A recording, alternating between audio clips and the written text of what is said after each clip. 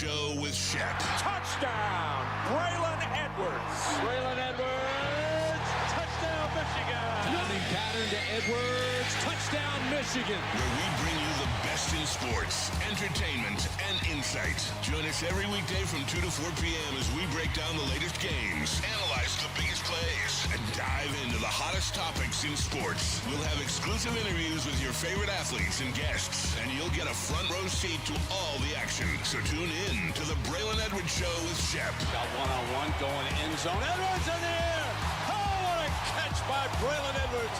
His second touchdown of the game. On the Woodward Sports Network, where sports comes to life. I thought he was white guy, Shep. My apologies. What's going on, ladies and gentlemen? Welcome to the Braylon Edwards Show with Shep. We are in the building on this rainy, but still a beautiful day on this Wednesday. I am here, and we appreciate, before we get started, my boy Spinny over there filling in on the ones and twos. Got you guys. It's big time now. It's big time. We got to have the heavyweights in here, man. You know, when Spinny's on the TD, the show usually goes really well. You know what I'm saying? Shout out to Big D Energy. You can catch them from 11 to 1 daily. Shep, how you feeling, man? He's a busy guy. Spenny's back there. He's constantly working. He'll slip out for a salad once in a while. He'll come back. There goes the Royals bus on the way downtown, and then he's got the heavyweights a little bit later on. Yeah, two things. Awesome. The best thing that you said is constant. He is one of the most consistent individuals that works at this network, so we appreciate him. Also, two, Bobby Witt Jr. is a hell of a freaking player. You mentioned Royals, and y'all say how good of a player he was. Shep, you wasn't blowing smoke. Oh, man. Bobby Witt Jr. is a play. Yeah, I truly no believe ER. this. I think he's the most exciting player outside of. I mean, I guess you could say Shohei Ohtani, but the difference is he doesn't play any defense, so he's pitching. So when Shohei Ohtani's pitching and hitting, then he's the most exciting. I'll take watching Bobby Witt Jr.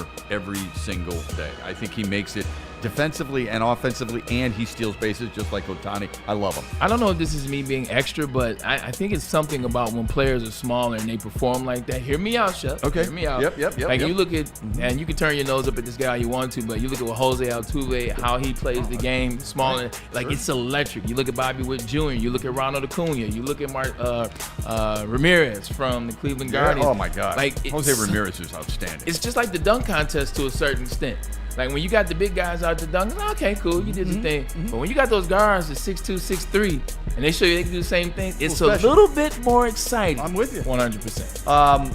I'm a short guy. You're a tall guy. That's what I said. Okay, so how big is big enough? Like Bobby Witt Jr. is 6'1", 200. It's true. He's not a small guy. Right. But yeah, I guess Aaron Judge is he's 6'7". Yeah. And then Shohei Ohtani is 6'4" and some change. Right. So when you look at the superstars in 240 baseball, pounds you can run. Bryce Harper is 6'3" and some change and a big guy. So I get that. Yeah, so maybe that's more so what I was thinking. Yeah, about, I like, maybe I gravitate toward those guys too. Mookie Betts is a guy I've always really liked. He's a 5'11" and a half. He's also a great dude, so I really, really like him. You're right. Jose Ramirez. I remember when I was in Cleveland, near the last game of the season, I went up to him and I just said, I just want you to know I love watching you play. All right? You know who's my guy in Cleveland? Coco Crisp. Oh, Coco Crisp. Yeah, Coco Crisp is my guy. I know he's Boston. That's a shorter guy too. Yeah, Coco's my guy. He still hits me up every blue. It's the randomest text.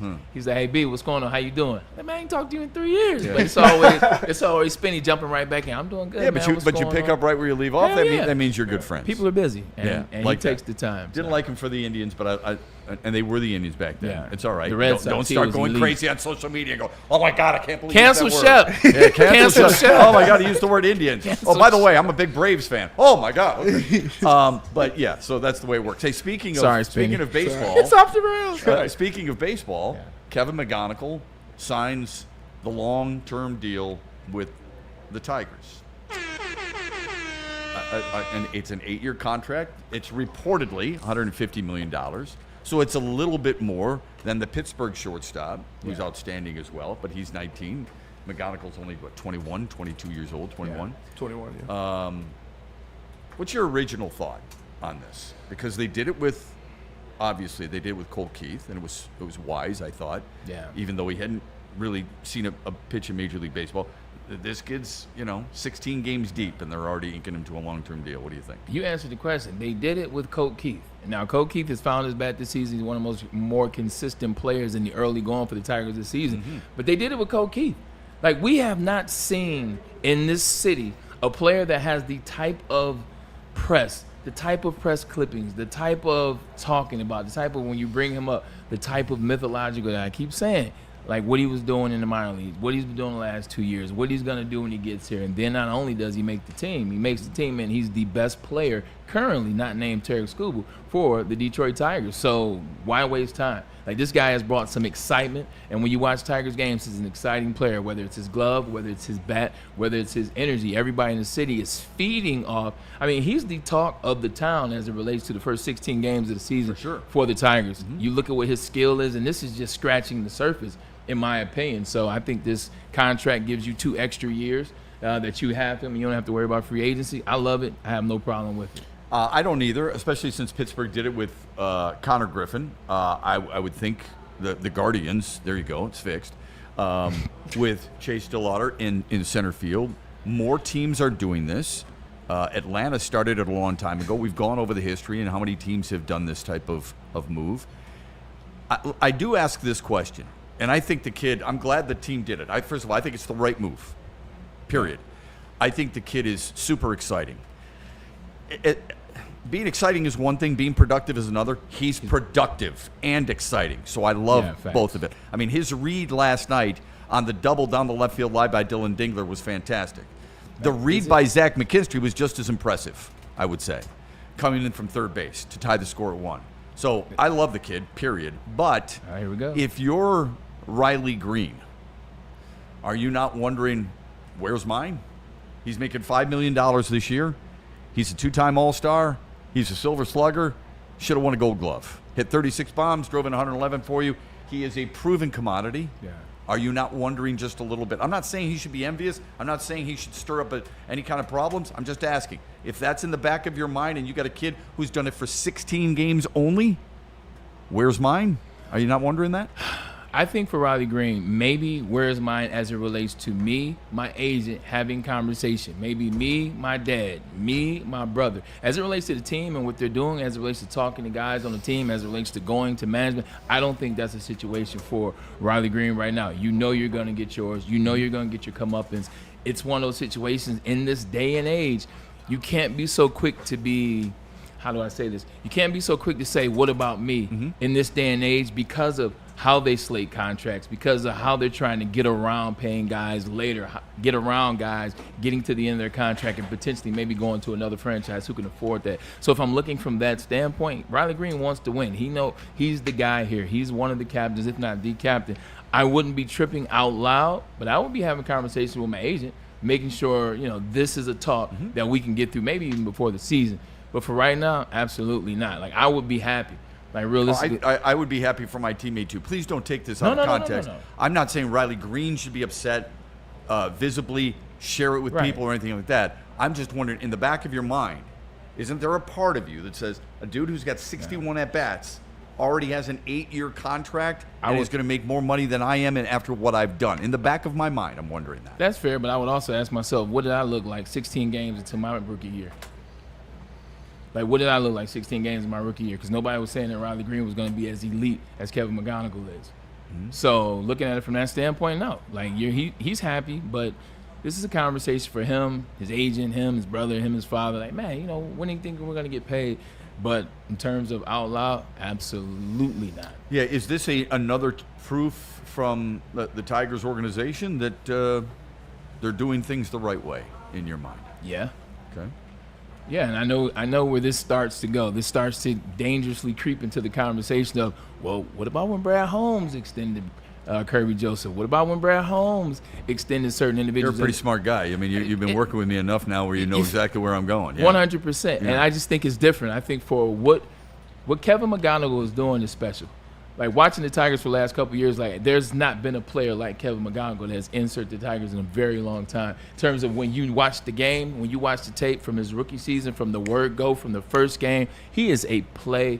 It feels like the players of old. It feels like the players that you can count on. That whenever you turn the broadcast on, wherever the hell they're playing at, whenever you turn that broadcast on, you know a guy that's gonna bring it, and that guy is Kevin McGonigle. So he feels like. He's got that feel to him. He feels like a star, and he feels like the mainstay of your club. He is the core piece to your club already. Shep, like watching these Tigers for the last, I've been doing this show here for the last 5 years in August. Not this show. I've been doing a show 5 years in August. And when you watch the Tigers, like there hasn't been that feel about a player. Yeah, you can tell me Riley Green and what he's done to Silver Slugger and this, that, and the third. Still didn't necessarily feel like it. There's still the moments. Kerry Carpenter, Carpenter's cool. Try to go me with the Kerry Bonds, if you will. There has not been a player that I've watched in 5 years where I'm like, oh yeah, we got us one. Even Riley Green to a certain extent, I'm still like, he's cool. He's good. Kevin McGonigle, I'm like, hell no. I will go buy his jersey. I will go to because he feels like the big league. When I start collecting baseball cards in the late 80s and early 90s, he will be a card that I will be looking for because I believe that he's going to be something more than just, he had 2 years, he won a Silver Slugger, and then he disappeared into the abyss. Mm-hmm. Like, if Riley Green disappeared into the abyss, I wouldn't be surprised, Spenny. Like, oh, shoot. Kool-Aid! What up, though? Kool-Aid! What's the word? It's nice of you to show up. Hey, what up, though, man? What's the word, my guy? I'm feeling good. Got the Pistons hoodie on. You know what? KG and I did a little bit of content earlier. Gonna do some more a little bit later as we do previews. On the Tigers? Pistons. But on the Tigers? McGonigle, yo, I'm ecstatic. It's awesome to see the Detroit Tigers spend a little bit of money. I wonder what some of these other guys think too. From I was just gonna across say they've spent money. I mean, let's we can reel that in this year. When you're in the top 10 in spending, come on. Yeah. I mean, they've spent the money. That can go by the wayside. Also, spending hockey too. Realistically, you may not like the result. Oh, right. You may not like the results, but they spent some money on Shine. They spent some money on Falk. They spent some money extending guys. So, one thing you can't say about the Ellis family right now, Chris in particular, is that he's cheap and he's not spending mony. Yeah, I mean, when you're giving $22 million to a second baseman, you're giving $24 million to a shortstop / center fielder. If you're giving $32 million forced, but still to Tarek Skubal, you're giving as much money as you are to Framber Valdez. Flaherty. You extended a guy. Well, Flaherty, you've done that. Yeah, you're right. $25 million last year, and you extend a guy like Keith, and now you extend McGonigle. It's hard to. You may not like him as an owner. Yeah. Okay. He may not have accomplished as much as you want him to as an owner, but it's hard to bring back that old line of not spending money. They have spent money. There's no question. Here would be the question for me. What's the conversation about Scott Harris now? Because there was a different conversation for some years and then kind of tapered off, and then it was, okay, well, what will be the conversation about Scott Harris this is year 4 for him? Maybe how they spend the money.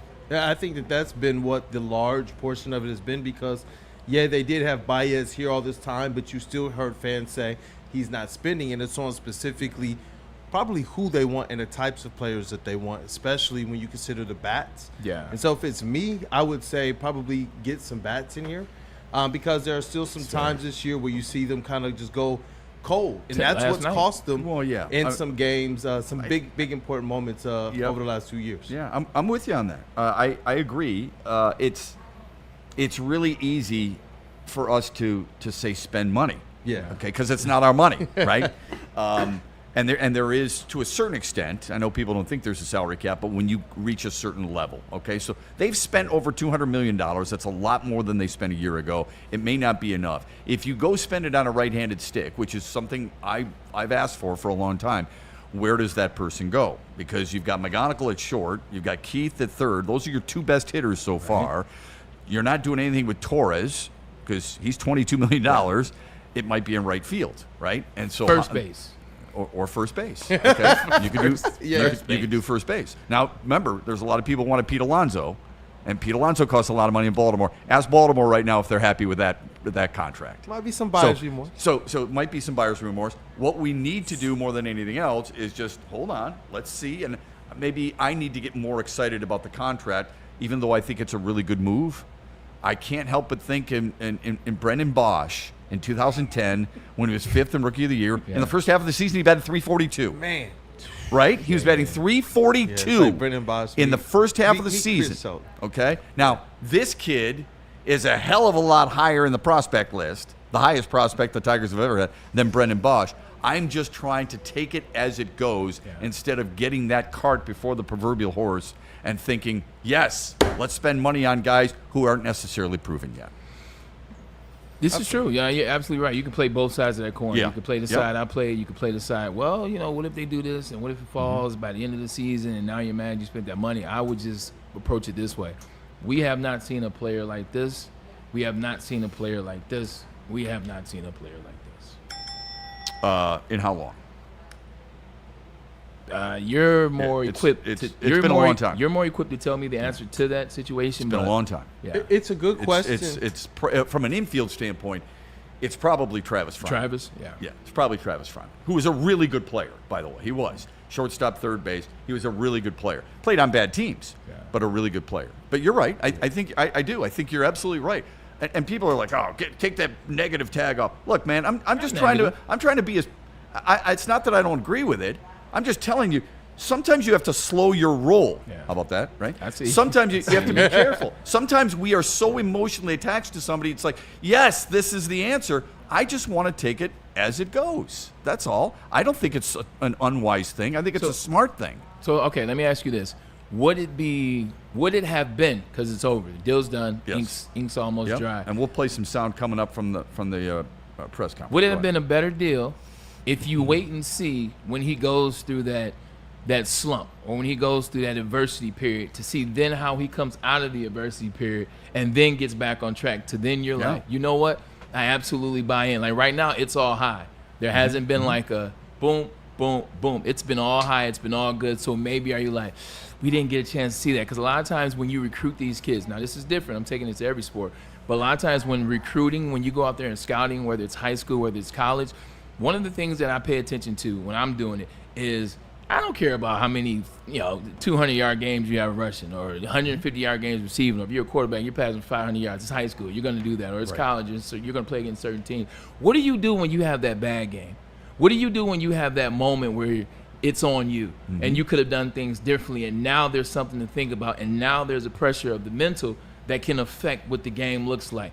That's when you scout a player. That's when you say he was able to come back from that. He was able to stay in the game, whether it's the same game or whether it's the following week or it's a 2-game slump. So maybe would you have been more comfortable if they waited a little longer so you can see maybe a little slumpage and then get back out of it? Probably, but they know baseball better than I do, and they damn sure know it better than me. And they've seen this guy progress, and they appreciate his approach and everything else. It is ironic that they were unwilling to commit to him on the major league roster until the very last day, and then 16 games in, they're willing to give him an 8-year contract. However, I think, to your point, there is something I did notice about him. This is what I love about him. This is a big reason I love that they've actually extended him.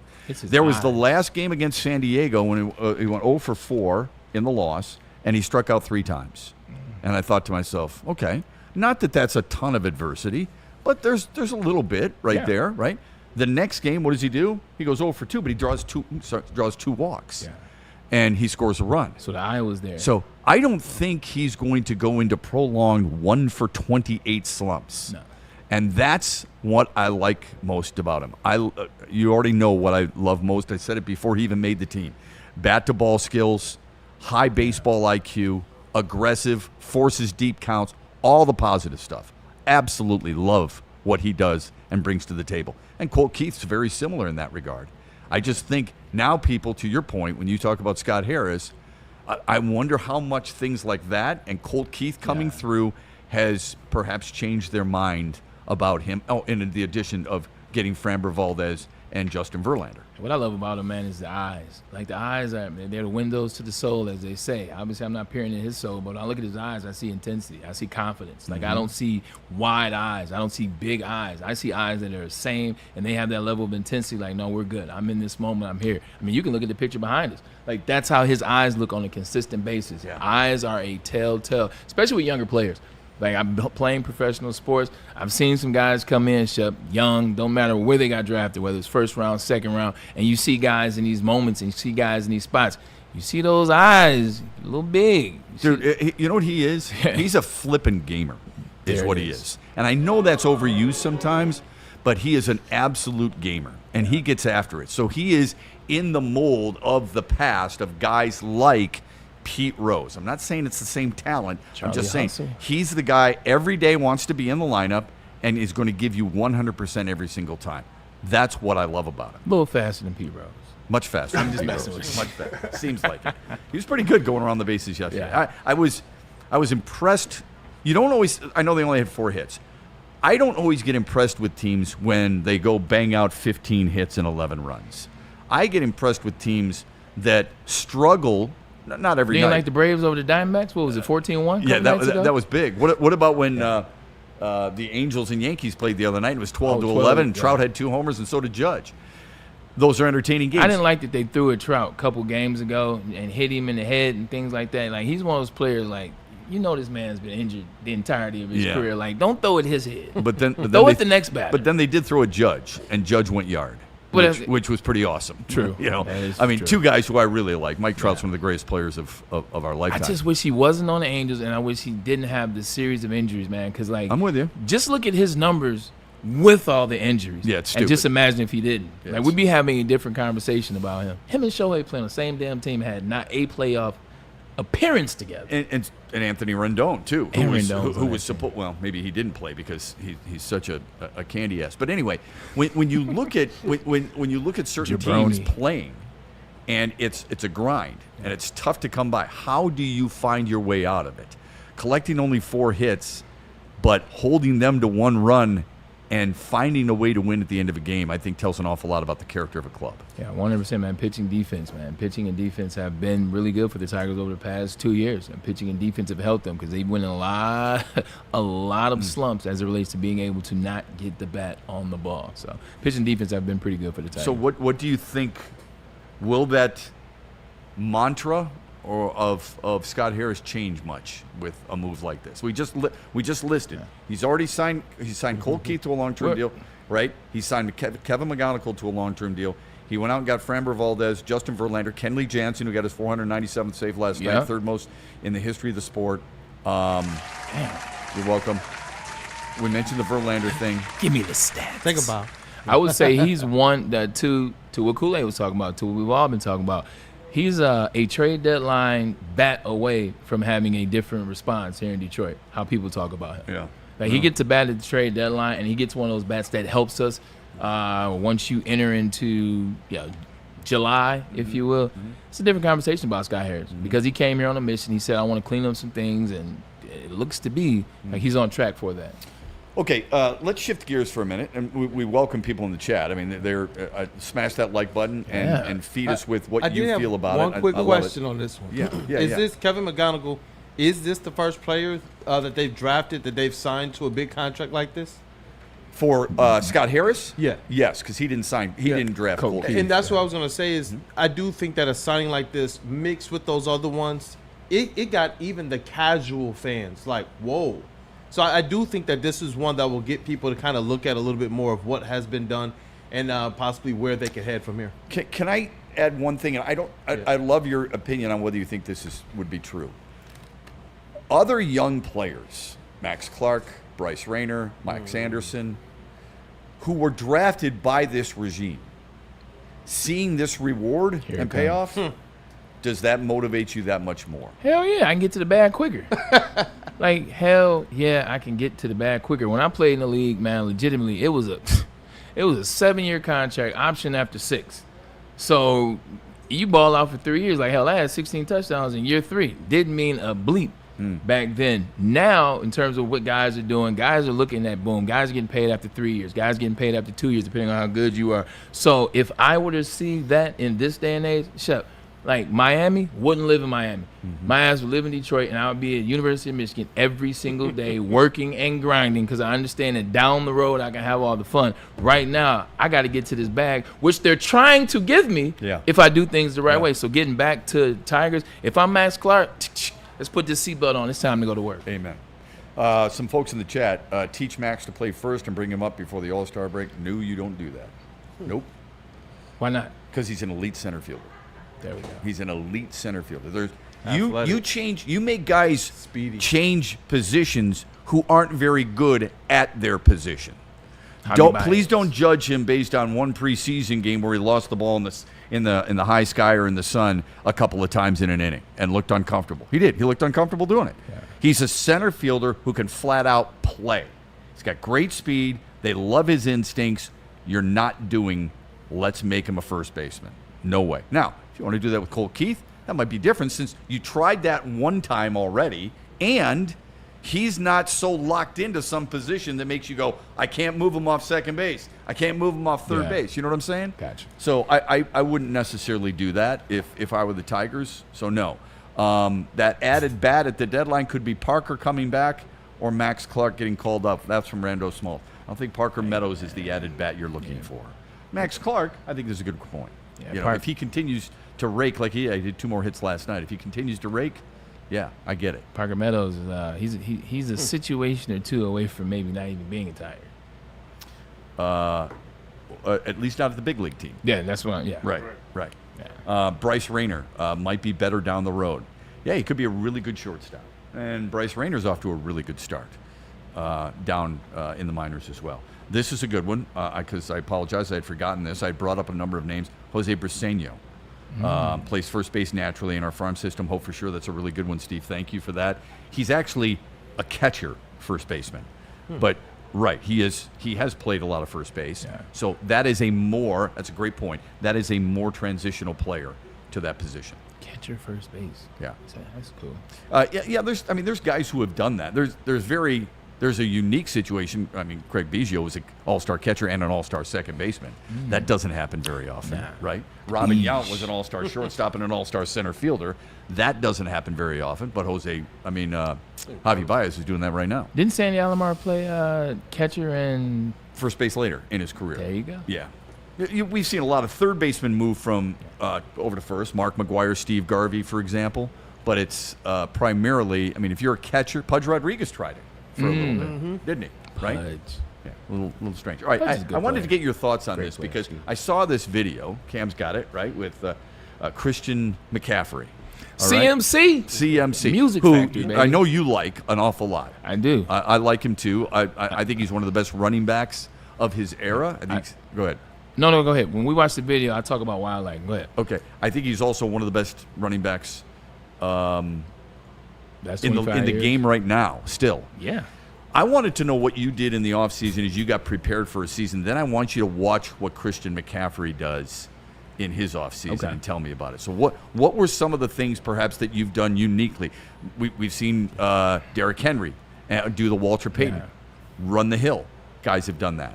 100%. Now, one of the big things I did when I first got into the league is I would come back home and train with my dad. What got me to the league was running track. It was some of the things that we did in drills, explosions, speed work, keeping that speed, still being able to have that speed and be flexible. So I would come back home and I would get on the track with dad and do the same things, maximum output track club. Shout out MO, you know what it is. But I would do the same things that got me, all state in high school. I ran track in Michigan, ran track when I played in the league. So running. But when I got to Miami, I started looking at the University of Miami guys. When you watch them around the league, they were explosive. They were dynamic. When you're watching Santana Moss, Andre Johnson, Kellen Winslow, rest in peace to Sean Taylor, Willis McGahee, Philip Buchanan, these. That's a good one. Philip Buchanan. Philip Buchanan, shout out, he played for Detroit too. Yeah. All these guys worked out at the U. Like, all these guys would talk about it. So if you get a chance to corner one of them, they're like, man, like, where you work out? What do you do? Like, what's your workout regimen? Man, I'm down there with Swayze.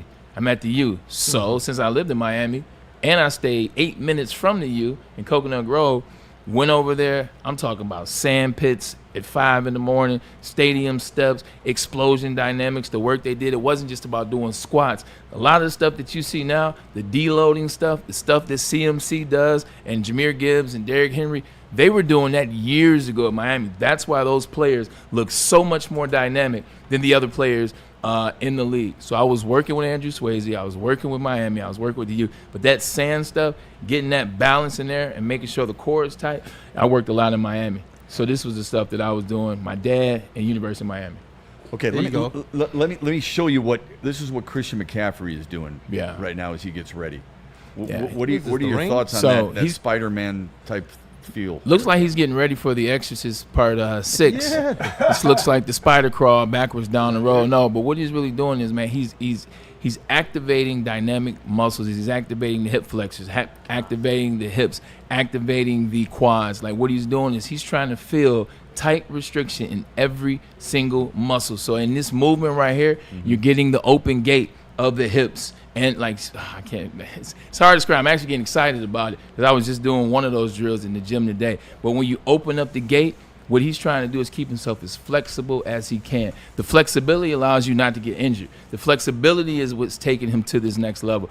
The thing I was going to say about him, I'm excited for him and what he was able to do because he proved the conversation wrong. The conversation about him when he first got in the league, he's a white running back. It'll fall apart. Then it did. People really said that? They have about a white running back? Because you didn't see him. You didn't have him. 100%. But you see it, then he takes off. He has the year. He becomes Offensive Player of the Year for the Carolina Panthers. But then what was the other side of it? The injuries. The injuries. He went back, changed how he trained so that he was more than physical. That was the thing about him. He's little. He can't handle competition. No, he was good. It's just he changed what he was doing training-wise. So now the durability is there. Now the consistency is there. Now when you look at him, you're not like, what is he going to be this year? Should I draft him in fantasy? You're like, man, they got offensive line. He'll be fine. He'll rock and roll. You see how many touches and attempts he had last year? He almost had 1,000.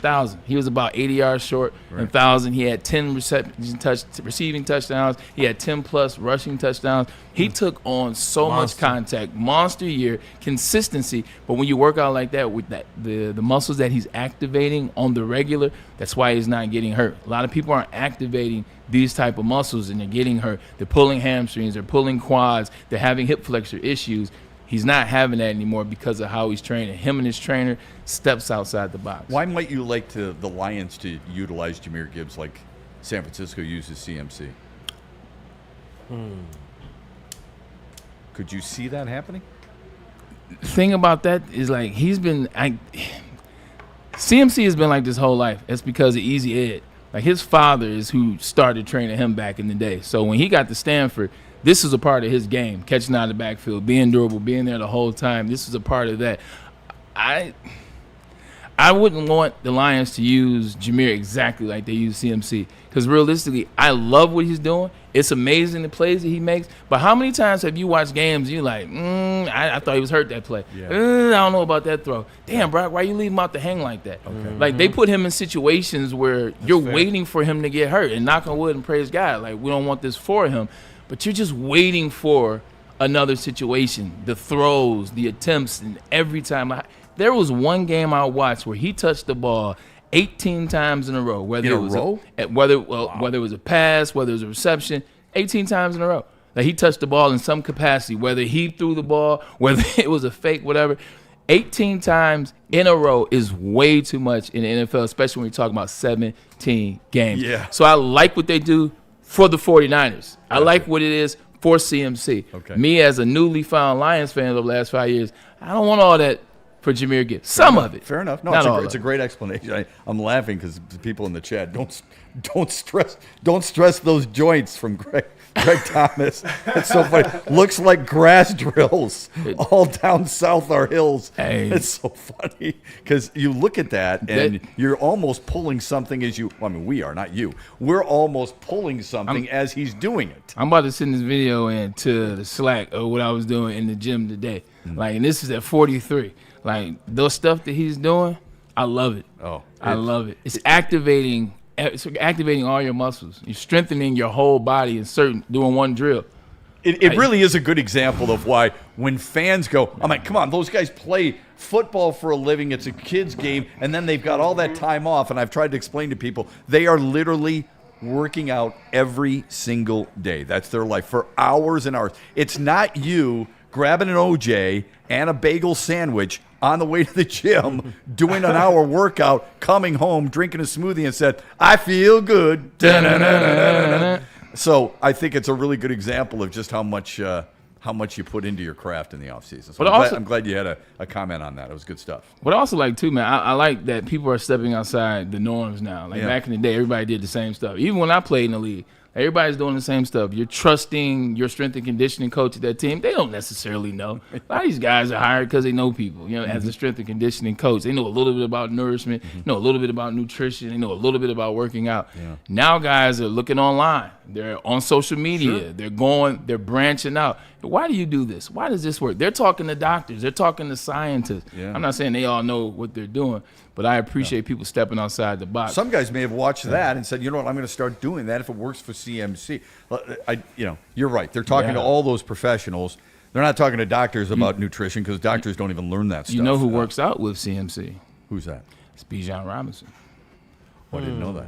Bijan Robinson started working out with CMC and his trainer last season before the season. He's built like a brick. You know what? It's unbelievable what he's done. We got that? Slack. We got that? Okay, well, maybe we get to that when we come back. But I do want to get to something we talked about not too long ago.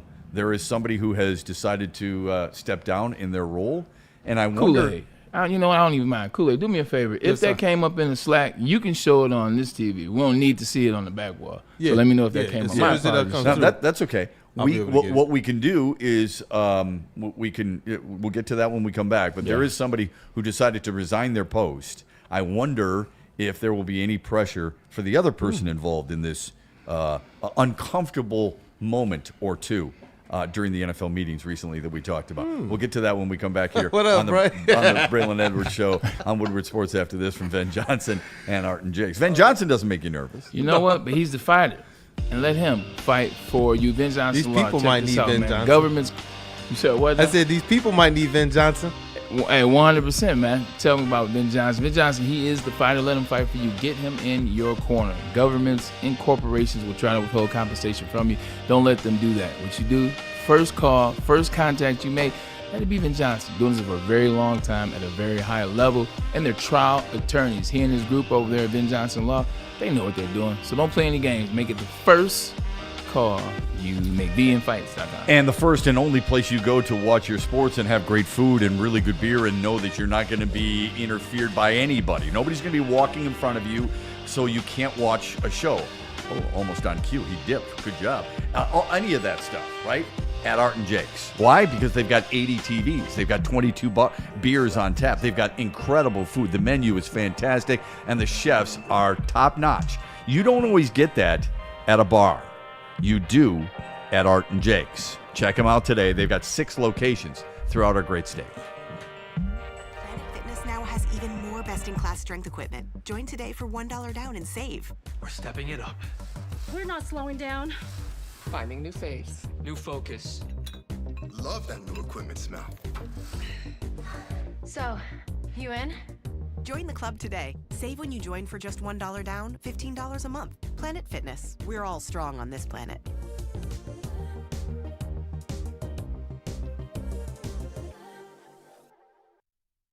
To any Lady Jane's Haircuts for Men and claim your throne for a king's treatment from one of our talented stylists. Open 7 days a week, walk in anytime. Just get to a Lady Jane's today and receive a precision haircut, scalp massage, hot lather neck shave, and a hot towel treatment. A haircut should not be a chore. It should be an experience. And that's exactly what Lady Jane's has to offer. Open 7 days a week, walk-ins are always welcome. There's always a location near you. Lady Jane's Haircuts for Men, it's wicked awesome. This is a hungry bear.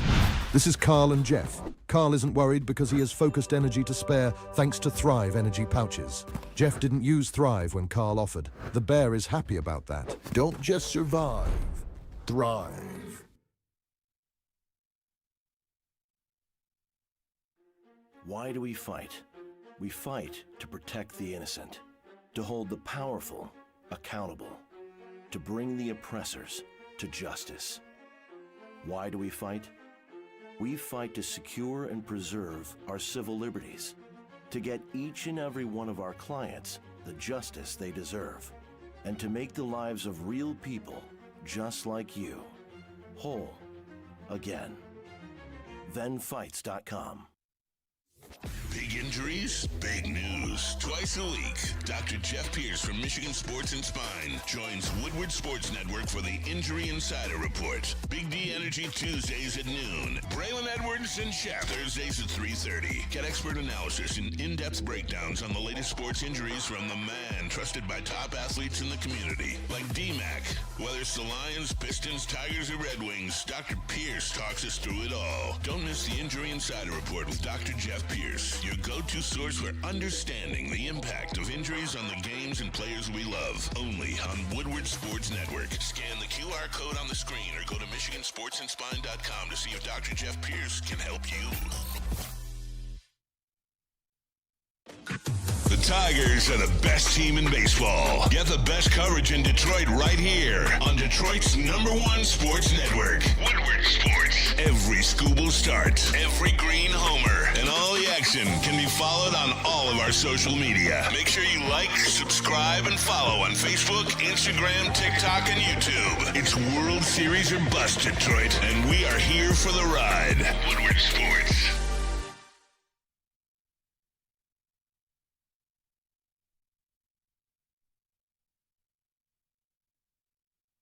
Head to WoodwardSports.com and click on Shop. Get the latest in Detroit sports apparel and exclusive Woodward Sports gear. WoodwardSports.com can get the whole team outfitted. Love the Pistons, Red Wings, and Tigers? We got something for you, too. Shop online at WoodwardSports.com. You know how some things are so good they should be world famous, but they're not? Our house-made vinaigrette is one of those things. And the antipasta salad, we drizzle it over. Same with our hand-battered chicken tenders. Original recipe soups and pasta sauces. It's almost as if our original world-famous Detroit-style pizza is mocking them. And that's not very nice.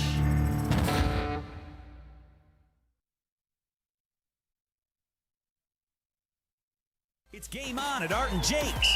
Wings, burgers, pizza, and ice-cold drinks served up with attention to detail. Wall-to-wall TVs, great service, and a vibe that keeps your crew coming back. Art & Jake's, a sports bar setting with a fine dining flavor.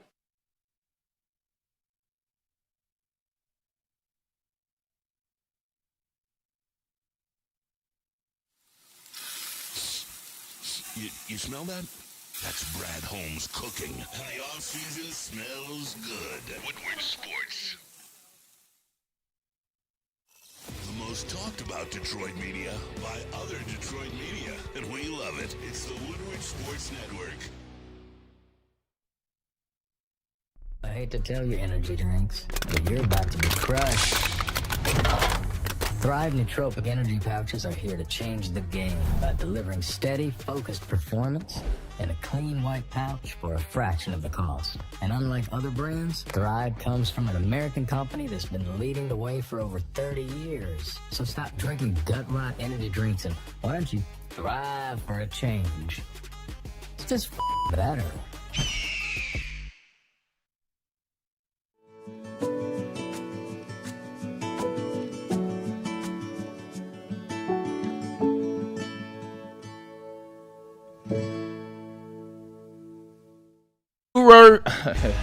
It was a little bit delayed. New alert, new company. Loom.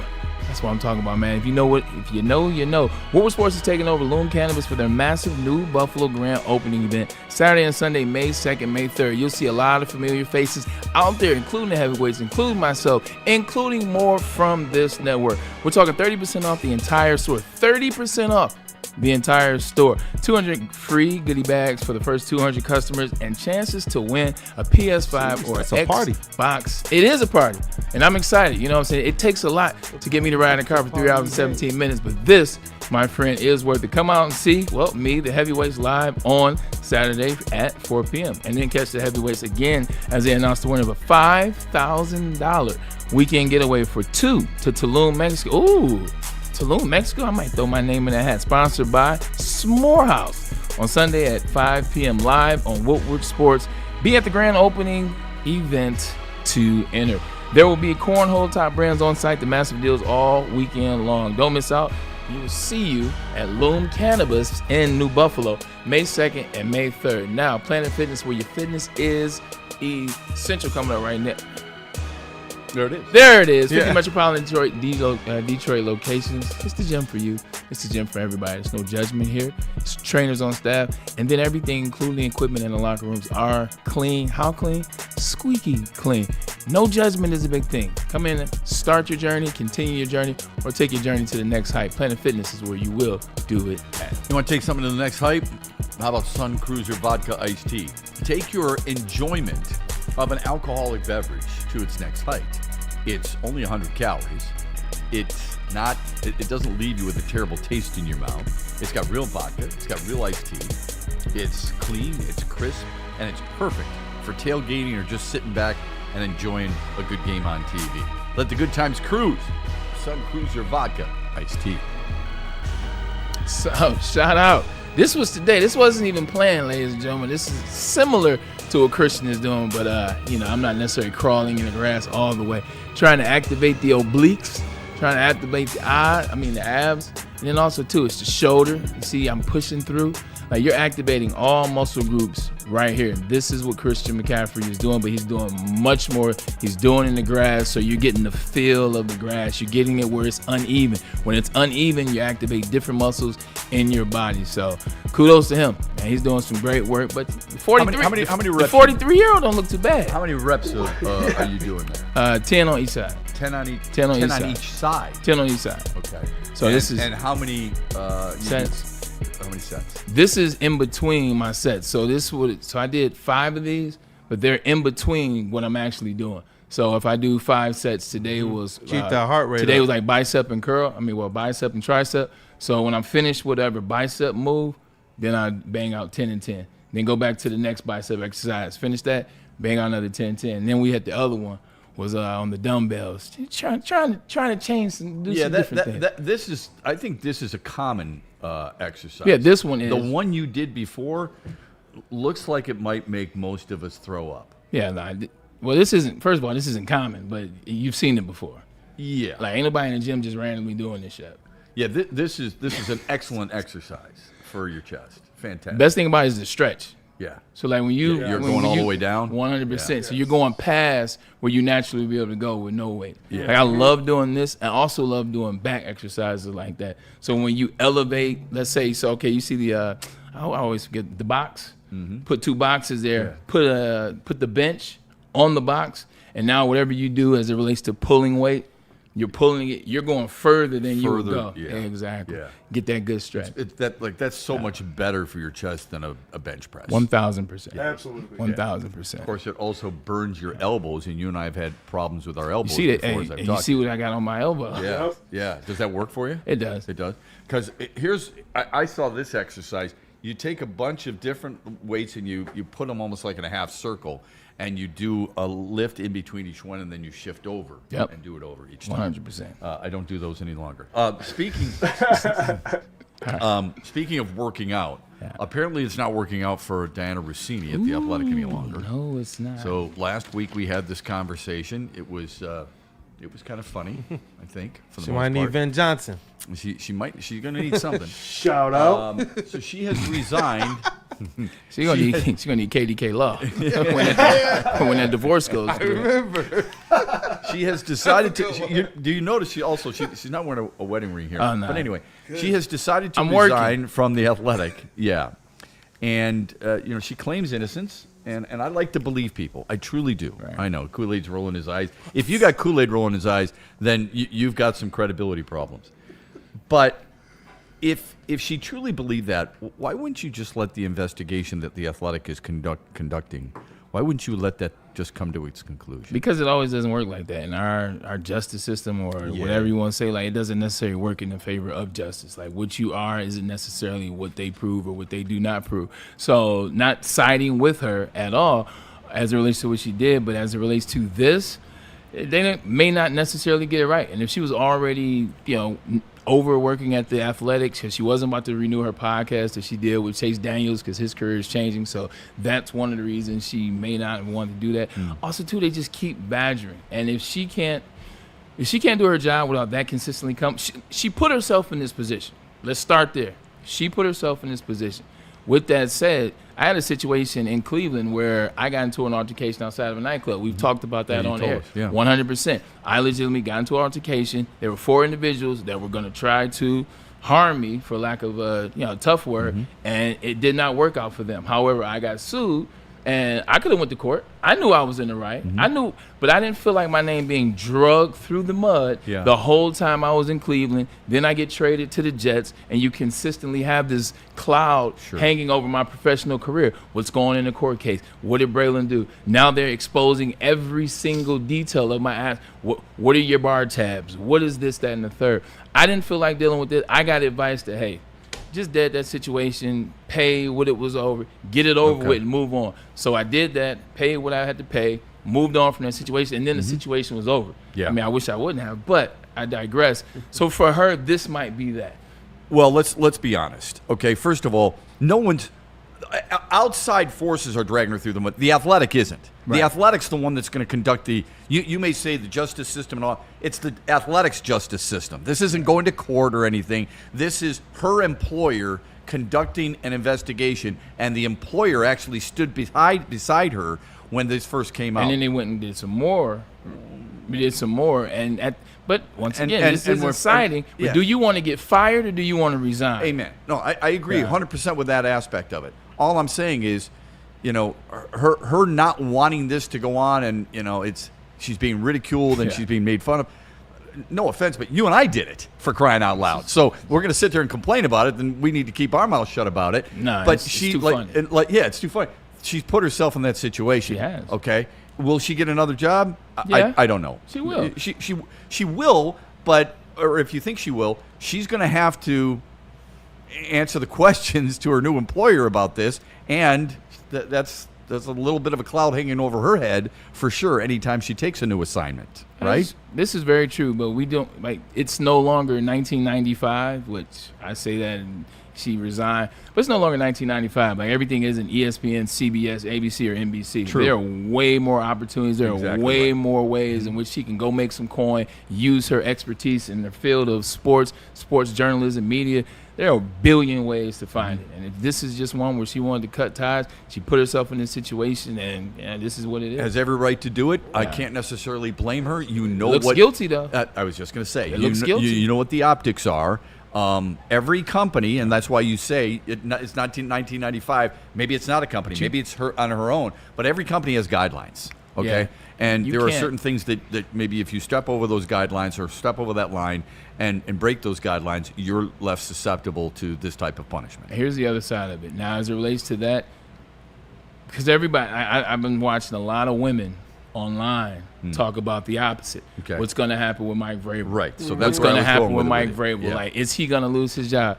Ladies, hear me out. And I am not a chauvinist and nothing like that. I'm just going to keep it real with you. The answer is F no. I almost said it, but I know who's watching the show, so I got you, Mom. F no. Because at the end of the day, Mike Vrabel was a head coach in a football team, for a football team. What he does or what he did with this woman makes no difference to what the New England Patriots are going to do this year. As it relates to her, her job is to interview coaches, interview players, interview men in tight, intimate spaces. If I can't trust you to not get close to a player and bang, or not get close to a coach and bang, then how can I have faith that I can hire you? It's different for the coach because, look, man, knock that BS off, man. Let's get back to business. Yeah, her job is to break stories, too, and people have to wonder how she's being able to acquire the information to break the stories. 100%. Can I take that angle that you just brought up, all fair points, with Mike Vrabel? Yeah. Mike Vrabel is supposed to talk. I heard Albert Breer talk about this, so this is not me, Albert Breer of CBS Sports.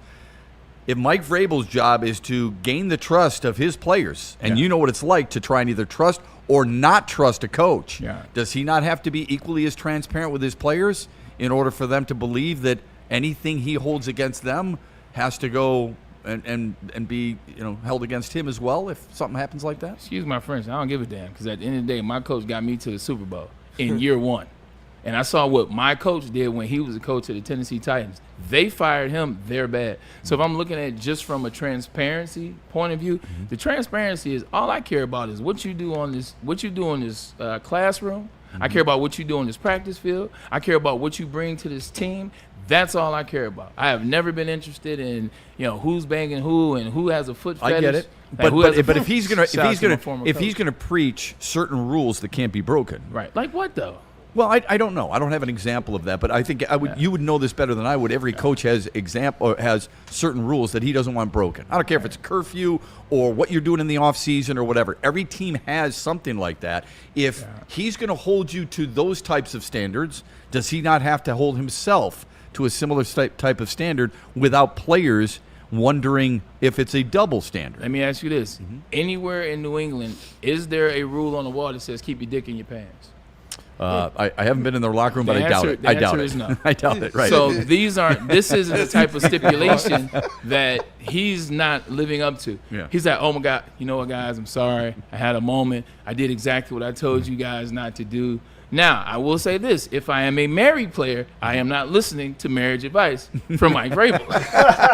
Like, no. And I guarantee the wives are like, yeah, you better just be playing football and coming home. Forget that Christmas Christmas Mike party. Gets down. I don't want you going to the team Christmas party. Christmas party? Absolutely not. We will be with my parents.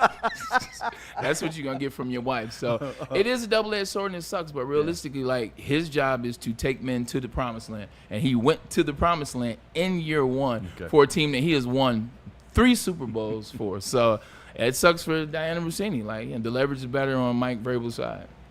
It's good stuff. Yeah. Thanks for the perspective. Yeah. I needed it because I thought originally, like, hey, if I'm a player and this guy's preaching to me about certain things that he feels you have to have a standard, you have to have discipline, and he can't show the same discipline, why am I listening to him? Maybe this is the wrong example. Yeah. But if I'm a kid and my dad is saying, don't drink, and he's getting drunk while watching the late night show every night, then it's hard to listen to him.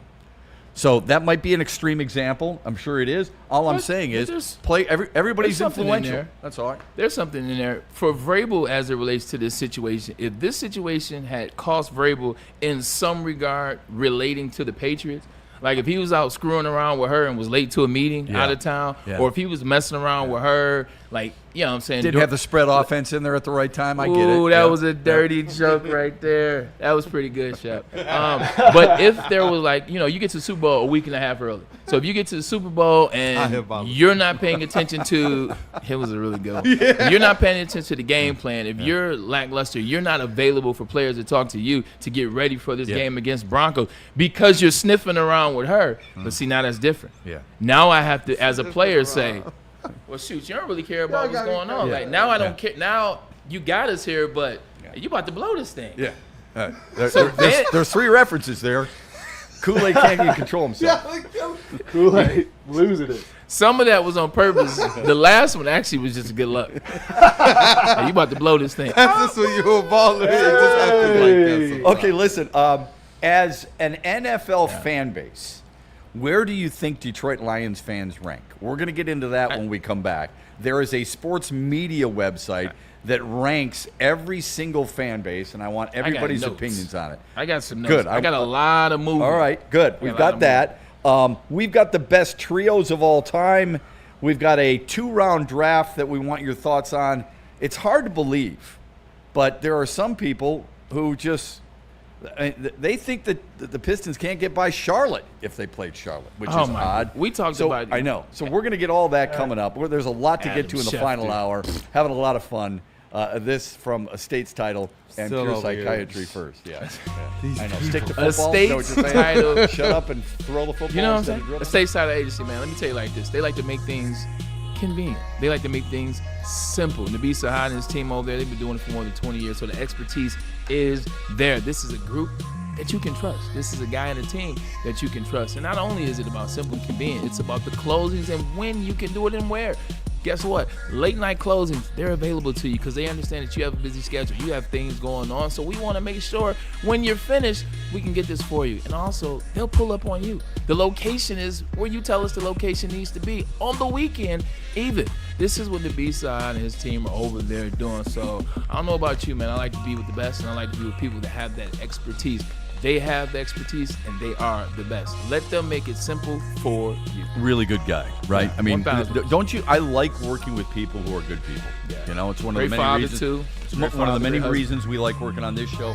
Good people, right? So we want to do business with good people. Pure Psychiatry. They're partners, but they're really good at what they do, and they care about you. There's a lot of places you may go that you need some help. Physical, mental health, whatever it may be. And there's a lot of people who, it doesn't matter. They just use the same formula and think it's going to work on everybody. That's not Pure Psychiatry. They know you're different. They know you're an individual. They tailor your help to your needs. Find them today, PurePsychMI.com. That's PurePsychMI.com to help.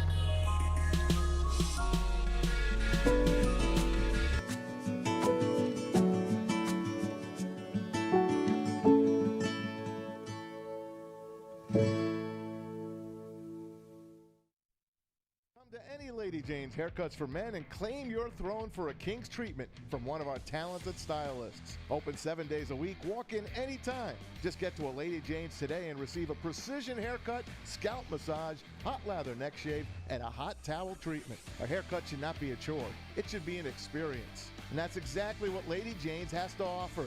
Open 7 days a week. Walk-ins are always welcome. There's always a location near you. Lady Jane's Haircuts for Men. It's wicked awesome. The bats are hot, and the weather is getting hotter. Summertime in the D with Detroit's big hitters, Woodward Sports. Game is won in the trenches, and our big fellas don't mess around. The Woodward Heavyweights on Woodward Sports.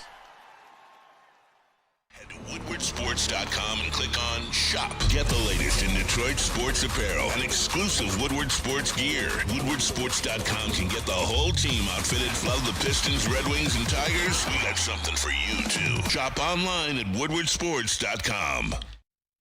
Planet Fitness now has even more best-in-class strength equipment. Join today for $1 down and save. We're stepping it up. We're not slowing down.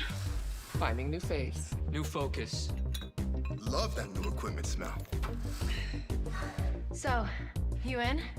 Join the club today. Save when you join for just $1 down, $15 a month. Planet Fitness. We're all strong on this planet.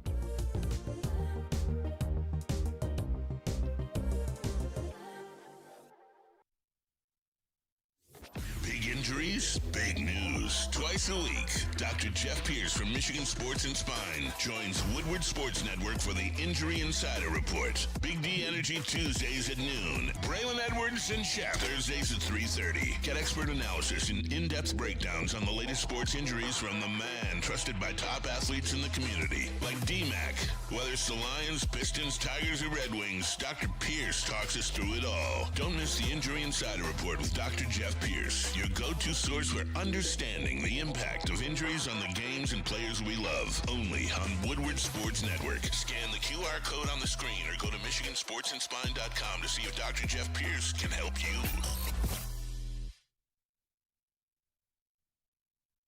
It's game on at Art and Jake's. Wings, burgers, pizza, and ice-cold drinks served up with attention to detail. Wall-to-wall TVs, great service, and a vibe that keeps your crew coming back. Art and Jake's, a sports bar setting with a fine dining flavor. Find your sun with Sun Cruiser Vodka Iced Tea. Made with real iced tea and real vodka. Cold, refreshing, and made for moments like these all year long. Let the good times cruise with Sun Cruiser.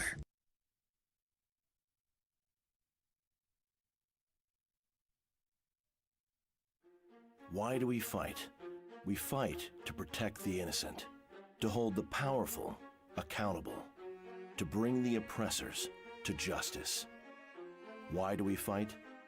We fight to secure and preserve our civil liberties, to get each and every one of our clients the justice they deserve, and to make the lives of real people just like you whole again. Thenfights.com. All right, y'all. If you haven't got that Caesar Sportsbook app, the official sportsbook of Woodward Sports, it is time to download it. Because why? You can place any bet up to $1,000, and if you lose that bet, you get it back. It does sound very crazy, but all you got to do is scan that QR code, enter the code Woodward1000. If that first bet doesn't hit, you get your deposit back up to $1,000. Correcto.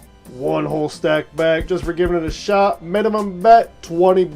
Download that Caesar Sportsbook app today. The official sportsbook of Woodward Sports. Use code Woodward1000 or scan that QR code on your screen. Who is tired of that midday afternoon crash from those gut rot energy drinks or that pasta you have for lunch? Well, time to level up with that Thrive Energy pouches made right here in the USA. Delivers fast-acting energy and elite cognitive focus using all-natural caffeine. Best part? All clean, all energy, zero sugar, absolutely zero crash. Grab your Thrive Energy today. My favorite is that peach citrus. It is delicious. Scan that QR code on your screen right now or go to dipstop.com. Grab that 10. Use promo code WSN at checkout to get 15% off. Seriously, y'all, they just flipping work. Shep, tell me about Sam Adams. Yeah, I'll tell you about Sam Adams. We were just talking about some cars and the things that we like in life. One of the many things I like in life is a really good beer. Sam Adams Cherry Wheat is just that. It's very smooth. Bray bought us a 6-pack last week, and we all had some during the show a little bit. We weren't getting hammered here. We were just having a sip because it was a really good tasting beer, and that's exactly what it is. It's made with real Michigan cherries. It's light, it's refreshing, and at Art and Jake's on Mondays and Thursdays and Saturdays, it's $5 shorts. That's it. You can't beat it, man. That beer, you see how good it looks on TV? It looks even better and tastes even better in person. But please drink responsibly. And we back. Okay. We back. There's a name floating around right now. Diana Rossini? All right, I'm done. That's all right. You can keep it going because it's funny. If it's funny, keep it going. Exactly. There's a name floating around that the Lions might be interested in that I can't wait to get your thoughts on. But before we do that, ASC Sports Media rated NFL fan bases. Okay? Yeah, it's called ASC Sports Media. Okay, gotcha. And they broke it down into a few different categories. One category is called Die Hard No Matter What. Right. Has no association to Bruce Willis. It's Die Hard No Matter What. That's the fan base. All right? Then it has Psychopaths. Then it has Hate Them But They're Loyal, Quality Fans, Hates Themselves Every Morning, Nowhere to Be Seen. Now, I was gonna make this a surprise here. Yeah, but we can't do that. That's okay. So we got try to guess. Die Hard No Matter What. I want you to tell me if all these fit properly. They've got the Lions that hate themselves. We, as a fan base, hate ourselves every morning. I would say it's probably every Monday morning. Right. I don't think people hate game day. They can't wait for Except it. For 2 years. Except for 2 years. So right off the bat, what I would say is you can combine some of these, and that's what I looked at on this. Like the Die Hard No Matter What and Psychopaths. Like Cleveland, they're psychopaths. Like I legitimately, when I was playing for the Jets, it was the first time I played against the Browns. It was in Cleveland. We beat them in overtime. After the game, there was a little kid wearing a LaDainian Tomlinson jersey outside, and we found out about this when we got back to New York. There were 2 adults that picked on this little kid and actually got physical with this little kid because he was celebrating that the Jets had beat the Cleveland Browns. And then what we did was we brought him and his family to our next home game, put him up in the suite. Oh, that's way did the cool. whole 100%. We did that. You got to be a psychopath to be 35 and beating up on a kid that's like 9. Yeah, you got to have a problem. So There's a problem there. Yeah, right. It's terrible, isn't it, Cam? Appreciate that, That Charles. is terrible. Yes. So with that being said, this is how I looked at the list. You combined a couple. Okay. I combined a couple. Like the Eagles are psychopaths. Like they probably are the psychopaths on this list. Eagles, probably the Raiders from back in the day. I don't know so much about them now. Yeah. I would say the Steelers are psychopaths. I would say the Browns are psychopaths. I would say the Packers are diehard no matter what. They're not psychopathic. But you can add the Packers also to loyal fans, quality fans, the whole 9 yards. Sure. Like Green Bay, for much as we hate them, we just hate them because they're successful in our division. Like they're not bad fans. You're right. They're very, very good people. Yeah, 100%. I mean, you go there. I was at the opening day last year. I went there. Every single place I went to, every tailgate, I was welcomed with open arms. Hate them, but they're loyal. Why do you hate the 49ers? 49ers are one of the most loyal fan bases in the NFL, and all they do is win. Like, I don't understand the hate them, but they're loyal. I don't understand why Seattle's in that regard anyway.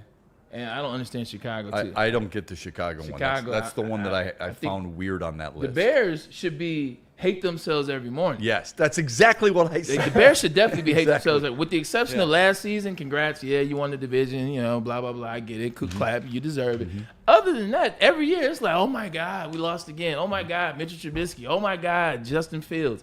That has been that fan base. So they should be hate themselves every morning with the exception of last year. Go up to the quality fans. Take the Dolphins out of that. Thank you. Take the Dolphins out, take the Bengals out, and take the Giants out. And take the Titans out. And take the Giants out. Yeah. Agreed. Like, take all those out. Yeah. Like, quality fans, Giants are good fans, but your team sucks. All I hear the Giants or the city of New York talking about the Knicks, talking about all they do is bitch. All they do is bitch. Yeah. And then the Saints. What did I do with the Saints? But I think the Saints. I ignored the Saints. They're a great fan base. They are. I was going to put them. Hate them, but they're loyal just because they. Who that? Remember, they used to put the bags on their faces, They did. and understandably so, because Archie Manning and the Saints never won. Bum Phillips didn't win there. Jim Mora didn't win there, but they love their team. Remember, they lost the Superdome to a hurricane. This is very true. And then won the Super Bowl a year later. Yeah, a couple years later, 2 years later. Right. So that's what I would do with that one. As it relates to hate themselves every morning, Falcons, yes. Lions are quality fans and hate themselves every morning. Like they're quality fans. They're diehard no matter what. Like they were 0-16. I think they're also very loyal. That's what I said. They were 0-16 and sold out every game except the Millen Man March. Yes. So like realistically, good job, Sean. Yeah, 100%. Carolina for sure. What do you think about the Jets being there? The Jets could be hate themselves every morning, nowhere to be seen. It could be one of the two. And psychopathic. Yes. Yeah. They also have good fans, though. Because you have to be a good fan, like, when you're the stepchild. I think the Cardinals should be nowhere to be seen. Problem is they are, and that's the problem. Like, because we hear way too much about the Cardinals more than we should. Like, realistically, every year they're floating around the top 3 picks. Every year they're hiring a new coach. Every year they do something stupid where you're like, Josh Rosen, okay, here's Kyler Murray. Yeah, right. So, like, but nowhere to be seen. Yeah. LA teams for sure. Absolutely. They have no fans in LA. It's crazy. 1,000%. It's crazy that city has 2 franchises. You can be a losing team and go play at SoFi and have more fans. San Francisco sells out more than the Rams do. That's because San Francisco. It's a home game. I think they're like the #1 supported fan base in the NFL. Oh, I thought Dallas was. Okay. Well, yeah, that's true. Or Pittsburgh. Okay. Yeah. Well, Dallas for sure, and then San Fran. Okay. The Texans, like I don't hear anything about Texans fans. I don't hear anything about Bucks fans except for Tom Brady got there. But how is Miami a quality fan and Tampa a nowhere to be seen? I would think it would be just the opposite. I don't think anybody goes to Miami games. Also, too, who is ASC? Right. Who's writing for ASC? Exactly. So I mean, for the most part, they can do this over. Because where I think they messed up is how they labeled it. Mm-hmm. Like I think you changed the labels. Yeah, I don't think Lions fans would be offended by this by any stretch because, again, like you said, who is all sports culture? But quality fans, was it 3? That's only 7 teams. Like you say quality fans, there's probably 18 teams in the NFL that have quality fans. Yeah. Like 18 teams probably have quality fans, so that's too broad of a stroke. I will say this: when I was traveling with the Lions, calling preseason and doing a lot of pre and post game for TV, the 2 places we went, one was a preseason, one was regular season. Went to the Raiders during a preseason game when they still were in the black hole, and they were in the black hole, and the people there were not very nice. It was just a preseason game. When we showed up, people are grilling and, of course, giving you the thumbs down. But as soon as you pull in through the gate with the team bus, it's the double bird. Yeah. And then when Philadelphia, it was a regular season game. It was that snow game where LaShawn McCoy had well over 200 yards. What? Remember? Yeah, Detroit fans. So I was on the sidelines for that. And when we pulled in there, they booed Santa Claus.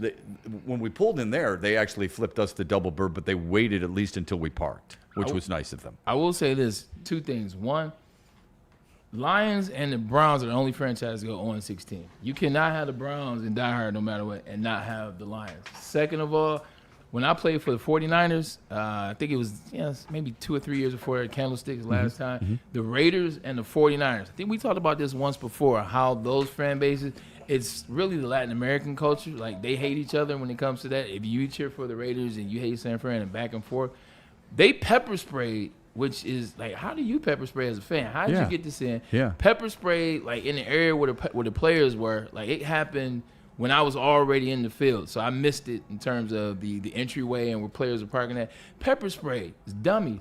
They also had a shooting at that same game where 3 people were shot and 1 got killed in a preseason game. In a preseason Shout game. out to the Raiders and the 49ers. Well, when the Raiders were playing the Lions in a preseason game, a Lions fan went into one of the bathrooms, and I think he was wearing a Calvin Johnson jersey. Didn't make it out. And got knocked out. Yeah. Yeah. They're different out there. Stupid stuff. All right, appreciate that. Real quick, this isn't Build It with Braylon, but I had to show it. Okay. This is what some people consider to be the 5 greatest quarterback, running back, wide receiver duos in NFL history. All right? How would you rank these? Because I went 2, 3, 1, 4, 5. That was how I ranked them. What I hate about this conversation is, like, I hate the fact that I can't come up with better ones. Because we did this before, and I'm like, I tried to. I'm like, they're great. But it's like, I came up with a couple. That's the reason when I found this, you and I, it was based off the conversation you and I had, and I thought, okay, let's see how other people might rank them. I saw an NFL website, so they ranked them. I had to bring it to your attention and just narrow it down to 5, because you and I started bringing up a bunch of different ones, right? Yeah. It's not like we were bringing up, Marcus Allen and who he was playing with Jim Plunkett or whomever. So I decided to. This is not my ranking. That's their ranking, the NFL website. I went 2, 3, 1, 4, 5. All right, this is what I'll do, and then I'll add the 3 because you'll like one of my potentials. I got like a little conversation. I'm going 2. I'm going 2, 5, and hear me out on this. It's okay. Hear me out on this. For as great as Franco Lynn and Terry Bradshaw are, like, that defense is a straw that stirs that drink. Like, you cannot tell me that. Yeah, you can't tell me that their offense is better than Kurt Warner, Marshall Faulk, and Isaac Bruce. Or you can even sub him out for Torrey Hope. But I guess you could sub Lynn Swann out for John Stallworth, 100%. So give me 2, 5, 3. 2, 5, 3. Okay. You know I don't like Trey. I know you do. 4-1. Jesus. 4-1. Because obviously, I'm a Barry guy, so I put them last. Here's some ones that I would add to that list, though. This one right here, I think they could jump up there. I would go with Denver Broncos. Like, people don't realize how good Rod Smith was as a wide receiver. The 2 years they went to Super Bowl, he was 1,200 yards. 1 year, 10 touchdowns. The other year's 9 touchdowns. You can sub him out for Shannon Sharp, who also had 1,100 yards, 1,000 yards, 9 touchdowns, 8 touchdowns. Also, you have John Elway. I don't need to talk about what he did. Terrell Davis also rushed for 2,000 yards in those 2-year spans. So you can add that. Buffalo would be one that you can add to it. They didn't win the Super Bowl. They didn't close the deal. But the word was impact. You're talking about the sheer impact, what that impact was, that offense Jim Kelly ran. They're still running versions of that offense today in the NFL. Andre Reed, Hall of Famer. Jim Kelly, Hall of Famer. And Thurman Thomas, Hall of Famer and MVP. Here's one that could sneak on that list. Let the Detroit Lions get to the NFC Championship this game or get to the Super Bowl. Laura, let's say they get to the Super Bowl. You're talking about this year? Yes. Yeah. Let's say they get to the Super Bowl. Go ahead and throw Jared, Amon-Ra St. Brown, and Jahmyr Gibbs on this list. If They got to close the door. But that's another one just to keep an eye on. Because of how good and how consistent they have all been. I think it's a fair point. It might be a little bit of a stretch to put him in with all these, since these are, except for 5. But they only have one Super Bowl. So did they, though. Yeah. So does your guy at the bottom. But I'm saying, if the Lions get to the Super Bowl or win the Super Bowl, what difference does it make? Is what you're saying. Can I just push back on number 3 for a moment? I agree with you. The steel curtain. I loved Mean Joe Green and L.C. Greenwood and Ernie Holmes and Lambert and Ham and Blunt and all those guys. Donnie Shell. I loved all those guys. All right. Andy Russell. When they won their last Super Bowl, they were number 1 in the league in scoring. When they won their 3rd Super Bowl, they were number 5 in the league in scoring. When they won their 1st Super Bowl, they were number 6, and when they won their 2nd Super Bowl, they were number 5. They've been a top 5. Well, yeah. Okay. When you have a defense that, to your point, I'm not going to take away from that offense because they went out there and they did that. Yeah. They did it for a whole decade, and they beat some damn good teams. Sure they did. beat up on John Madden, who was elite, and the Raiders. They beat up on Minnesota, stopped them for you. Yeah. So you're absolutely correct. Dallas, taking away from what they did is disrespectful. Let me not be disrespectful today. Thank you. Let me stop there. Today, he goes today. Yeah, 100%. I'll wait till tomorrow, and when I'm on my way to Hawaii, then I'll think about it. And I'll say that's disrespectful. Go ahead. 100%. No. You know what? I'm done. The defense was elite. It was elite. You got a defense like that. I love their defense. You're good, sweetie. It's okay. You're good. At the end of the day, it's kind of like the Lions on the opposite side. Like when the Lions' offense was just so good. So in that Super Bowl, to your point, when they won the Super Bowl in '79, the Steelers' offense was number 1. Their defense was number 5. When they won the Super Bowl in '78, their offense was 5. Their defense was 1. When they won the Super Bowl in '75, their offense was 5.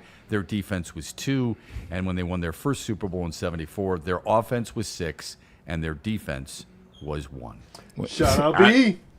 It's just one of those things where when you can't get anything going on offense, like when you can't your possessions, when your team is won like that, Shep, there's a lot of 3-and-outs. There's a lot of 3-and-outs. There's a lot of field position. There's a lot of field position balance. A lot more opportunities for the offense, and then those defenses that you see, because they have to keep coming on that field, Shep, they're tired as hell. Yeah, and that's what the Lions were on the opposite side. Let me stop bringing up the Lions. They were good. Terry Bradshaw was an elite quarterback. 4 Super Bowls. It's only 2 other quarterbacks that have done that. So it was a hell of a run. I will say this, and they were loaded at every single position. They had the best center in the league. They had the best quarterback at the time. They had the best running back. Franco Harris wasn't a burner, but he was a really good player. They had the best wide receiver combo in football with Stallworth and Swan. I think I'm trying to remember who their tight end was. Randy, I forget the tight end's name. Apologies. Benny. No, not Benny Cunningham. He was Benny Cunningham from Michigan State, right? Was one of their tight ends. Was one of them. Yeah. I will say the part of their success, the reason for their success is back at that time, legitimately, they would have bowl games and then they would have the NFL draft. It was like the bowl games, Rose Bowls, that would happen, and then the NFL draft, the Super Bowl. They would have the Super Bowl, then the draft. Okay. And now it's boom. Guys didn't recruit. Guys didn't necessarily scout like that. There wasn't the Mel Kipers of the world where you kind of know what guys are, where guys are laying. You have an idea what you're looking at for 365 days. Right. They got a college coach that was a scout that came to them that year, gave them all the information on all those guys. So Mean Joe Green, that whole draft class, he presented them with the information. So when the Super Bowl was over, here's the NFL draft. They knew who was good. They knew who to draft based off the scouting. A lot of guys, if you're not talking about the first round or the first 10 players, we don't really know. We're kind of like grasping at straws, if you will. They got ahead of the game with scouting because they had a little insight. It's interesting. Yeah. Okay. Speaking of the Mel Kipers of the world, he came out with a 2-round draft. And what used to be his tag team partner and Todd McShay did the same. We'll see if you agree with their draft picks and how much you feel good about if it went this way for the Lions when we come back on the Braylon Edwards Show here on Woodward Sports after this from Dr. Pierce, who will join us tomorrow, and Buddies. That is an interesting mock draft right there. We bring that to the forefront. Dr. Pierce is the guy we trust. It is the guy we know. Michigan Sports and Spine. Let me tell you a little bit about that. Whether you got a back, a knee, a neck, anything, foot, it's about the right diagnosis to get you back to where you want to be, to get the body back to health. You may not be doing what CMC is doing, but you'll get back to the best version of yourself. 248-426-9944. Let Doc or one of the individuals over at Michigan Sports and Spine get you back in the game. As it relates to the injury insights, you can catch him on Tuesdays on Big D Energy. You catch him here on Thursdays, the Braylon Edwards Show with Shep, where he tells us about the players, he tells us about the injuries, but he explains to us, he educates us on what it is and when the guy will be back. So trust the guy we trust, Dr. Jeff Pierce. Tell you who's got game, that's Buddies for sure. Get ready to eat great and give back at the same time. That's Monday, April 27th. It's our friends at Buddies who make that fantastic looking pizza, put together that outstanding looking salad as well. They're going to host the 50th annual Slice for Life fundraiser. If you dine in or you carry out any Buddies location on the 27th, 20% of the total sales will be donated to the Capuchin Soup Kitchen. Buddies raised over $4 million for this amazing cause. They've been doing it since 1976. Enjoy a great meal, support a great cause. Again, April 27th, the 50th annual Slice for Life fundraiser at Buddies. You know how some things are so good they should be world famous, but they're not? Our house-made vinaigrette is one of those things. And the antipasto salad, we drizzle it over. Same with our hand-battered chicken tenders. Original recipe soups and pasta sauces. It's almost as if our original world-famous Detroit-style pizza is mocking them. And that's not very nice. Injuries, big news. Twice a week, Dr. Jeff Pierce from Michigan Sports and Spine joins Woodward Sports Network for the Injury Insider Report. Big D Energy Tuesdays at noon. Braylon Edwards and Shep Thursdays at 3:30. Get expert analysis and in-depth breakdowns on the latest sports injuries from the man trusted by top athletes in the community, like D-Mac. Whether it's the Lions, Pistons, Tigers, or Red Wings, Dr. Pierce talks us through it all. Don't miss the Injury Insider Report with Dr. Jeff Pierce, your go-to source for understanding the impact of injuries on the games and players we love. Only on Woodward Sports Network. Scan the QR code on the screen or go to MichiganSportsandSpine.com to see if Dr. Jeff Pierce can help you. Why do we fight? We fight to protect the innocent, to hold the powerful accountable, to bring the oppressors to justice. Why do we fight? We fight to secure and preserve our civil liberties, to get each and every one of our clients the justice they deserve, and to make the lives of real people just like you whole again. ThenFights.com. Planet Fitness now has even more best-in-class strength equipment. Join today for $1 down and save. We're stepping it up. We're not slowing down. Finding new faith, new focus. Love that new equipment smell. So, you in? Join the club today. Save when you join for just $1 down, $15 a month. Planet Fitness. We're all strong on this planet.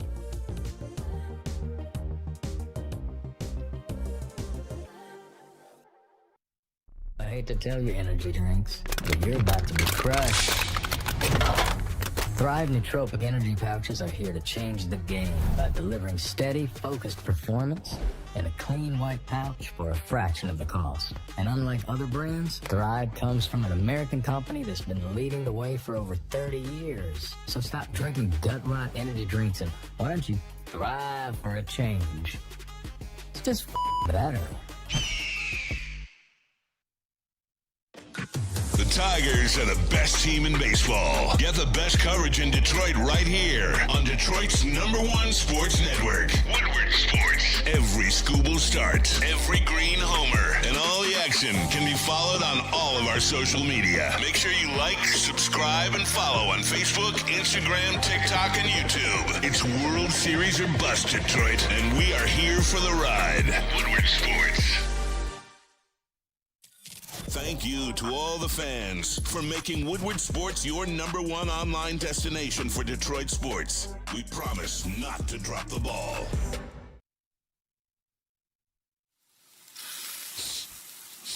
You smell that? That's Brad Holmes cooking. And the off-season smells good. Woodward Sports.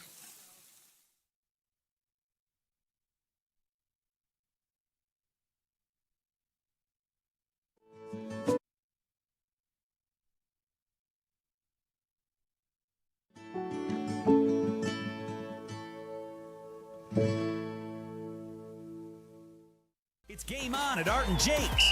Wings, burgers, pizza, and ice-cold drinks served up with attention to detail. Wall-to-wall TVs, great service, and a vibe that keeps your crew coming back. Art and Jake's, a sports bar setting with a fine dining flavor.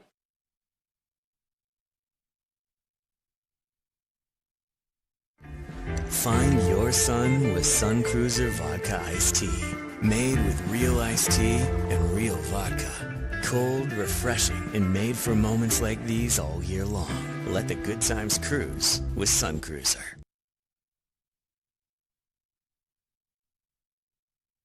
Come to any Lady Jane's Haircuts for Men and claim your throne for a king's treatment from one of our talented stylists. Open 7 days a week. Walk in anytime. Just get to a Lady Jane's today and receive a precision haircut, scalp massage, hot lather neck shave, and a hot towel treatment. A haircut should not be a chore.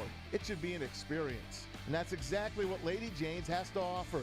Open 7 days a week. Walk-ins are always welcome. There's always a location near you. Lady Jane's Haircuts for Men. It's wicked awesome. The most talked about Detroit media by other Detroit media. And we love it. It's the Woodward Sports Network. You want to be comfortable and confident in anything in life, especially when you're getting your hair cut if you're a guy. No, it's true. Folks, I had my hair cut one time years ago, and I was going on TV. I wasn't watching what the stylist was doing. I turned around. It was like an army cut. I was livid. Ever since then, don't make that mistake. Go to Lady Jane's Haircuts for Men, because they're going to show you as they're cutting your hair. They're going to ask you what you want. They're going to show you pictures of what you mean, and they're going to do it right. And you're going to leave with great confidence. Lady Jane's Haircuts for Men has been around for a long time. They got 28 locations in the state of Michigan for a reason. People trust them. You can too. They are open 7 days a week. Walk in anytime. It is wicked awesome. And we back. Okay. Hey, listen. We are super excited because we've got a watch party at Massage Chair House. It's coming up. It's in Bloomfield Hills. All right. Not too far from where we're located. Thursday night, April 23rd. So a week from tomorrow, the first round of the draft. So we want you to tune in. We're going to broadcast live from the largest massage chair showroom in the Midwest. Wall-to-wall NFL coverage, all right? And your favorite Woodward Sports Network personalities will be there. So the Woodward Sports NFL Draft Party, live Thursday night, Massage Chair House. Your ticket to the ultimate recovery, relaxation, and then you can tense up every once in a while when the Lions get ready to make their pick. Speaking of that, Todd McShay, who's a well-respected NFL insider and draft, can I use the word guru? Is that okay? Okay. And Mel Kiper, who's been around for a long time. Kiper, obviously still with ESPN. Todd McShay, not, I don't believe. Anyway, they have come out with 2-round mock drafts. Now, personally, I like the local guys for sure, but I like Dane Brugler. I don't know if you've ever heard of Dane Brugler. He writes The Beast for The Athletic. He is incredibly thorough, incredibly detailed, and so well researched. I mean, he's really, really good. So I would strongly advise anybody, if you're going to look up players, you don't have to agree with everything these guys say, but if you're going to look up players, do some of that research. All right, it's really beneficial. Here's what Todd McShay had in his most recent 2-round mock draft this morning. He said, Caden Proctor is the tackle most commonly mocked to Detroit. And while his traits might be more enticing, Blake Miller's tape is far more consistent. Miller is 6 feet 6 inches and 3/4. He's 317 pounds. He's got a 34 1/4 inch arm, and he ran a 5-second 40. Just think about that for just a moment. Not that that's the be-all, end-all. Watching a guy run in a wife beater and in shorts doesn't mean that he's going to be a great football player. But if you're 6'7", 317 pounds, and you're running a 5 flat 40, that's pretty damn impressive, don't you think? Big man can move. Oh, that's big man rolling. So he says that. He's got a 32-inch vertical for a 6'7", 317-pound man, all right? And he put up 32 bench press reps, the best among offensive linemen in the last 3 combines. Todd McShay, in his mock draft this morning, says the Lions should and will take Blake Miller in the first round. In the second round, he has D'Angelo Pons, the cornerback from Indiana. Yeah. The reason I bring this up is because you recently broke down Blake Miller, and we talked about D'Angelo Pons yesterday and how much you admire him, even though he's a little bit smaller in stature. The D'Angelo Pons situation I like a lot because it goes back to what we were talking about yesterday. Would I take him in the first round? Absolutely not. Would I take him in the second round? Yes, because you could play him at nickel. He could potentially become your number 2, and also he has the return skill. So I love that aspect, and I have no problem with that. It depends on who's on the board when Blake Miller is there. Because I understand the 6'6" and 7'8". I understand the 32 reps at the combine, which was massive considering what the other participants did this year. When I watch film on him, though, I'm not completely sold. I'm not completely sold. I know a lot of people said they would rather go with him, a more consistent thing, versus going with Caden Proctor, who's a project. Fair. You know what I say? It's about the level of competition. ACC, it's not a ton of guys out there, with the exception of Miami. There's not a ton of guys in that conference. And then when I watch him, when we were watching Monroe Freeling, well, we haven't broken him down, but when you watch Monroe Freeling, when you watch Caden Proctor, when you watch Vega, when you watch there's another offensive line we broke down, you see that finish through. You see that fight. You see that maul. You see that wanting to kill the other guy out there. And I use kill, obviously in football terms. Sure. Like with him, it's more great placement. Hands in the way. He's doing those things kind of like Joe Thomas would. Joe Thomas was one of the greatest linemen of all time. So if I'm comparing him to that, it's a good comparison. But you know what it is? It's a safe pick. It's a safe pick that I don't have a problem with. I would just choose something. That's the way to say it.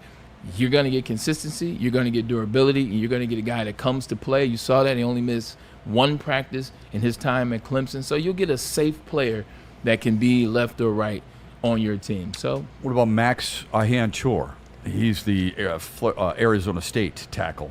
He's one of those guys that some people in the chat have actually said this too. If you trade down and grab him, that would be okay as well. So that's a really good thought. So quite trading honestly. back? Trading back, correct. Yeah. So that's Mel Kiper, or that's Todd McShay. Here's what Mel Kiper came out with, and his hit, I think it was like right around noon or so that I saw it, or maybe it was earlier this morning. Yeah. Anyway, here's what he came up with the Lions at 17. At 17, he said they're taking Monroe Freeling. And here's what he says. Huge, 6'7", 315-pound frame with 34 3/4-inch arms. He can erase pass rushers with his quickness and handwork.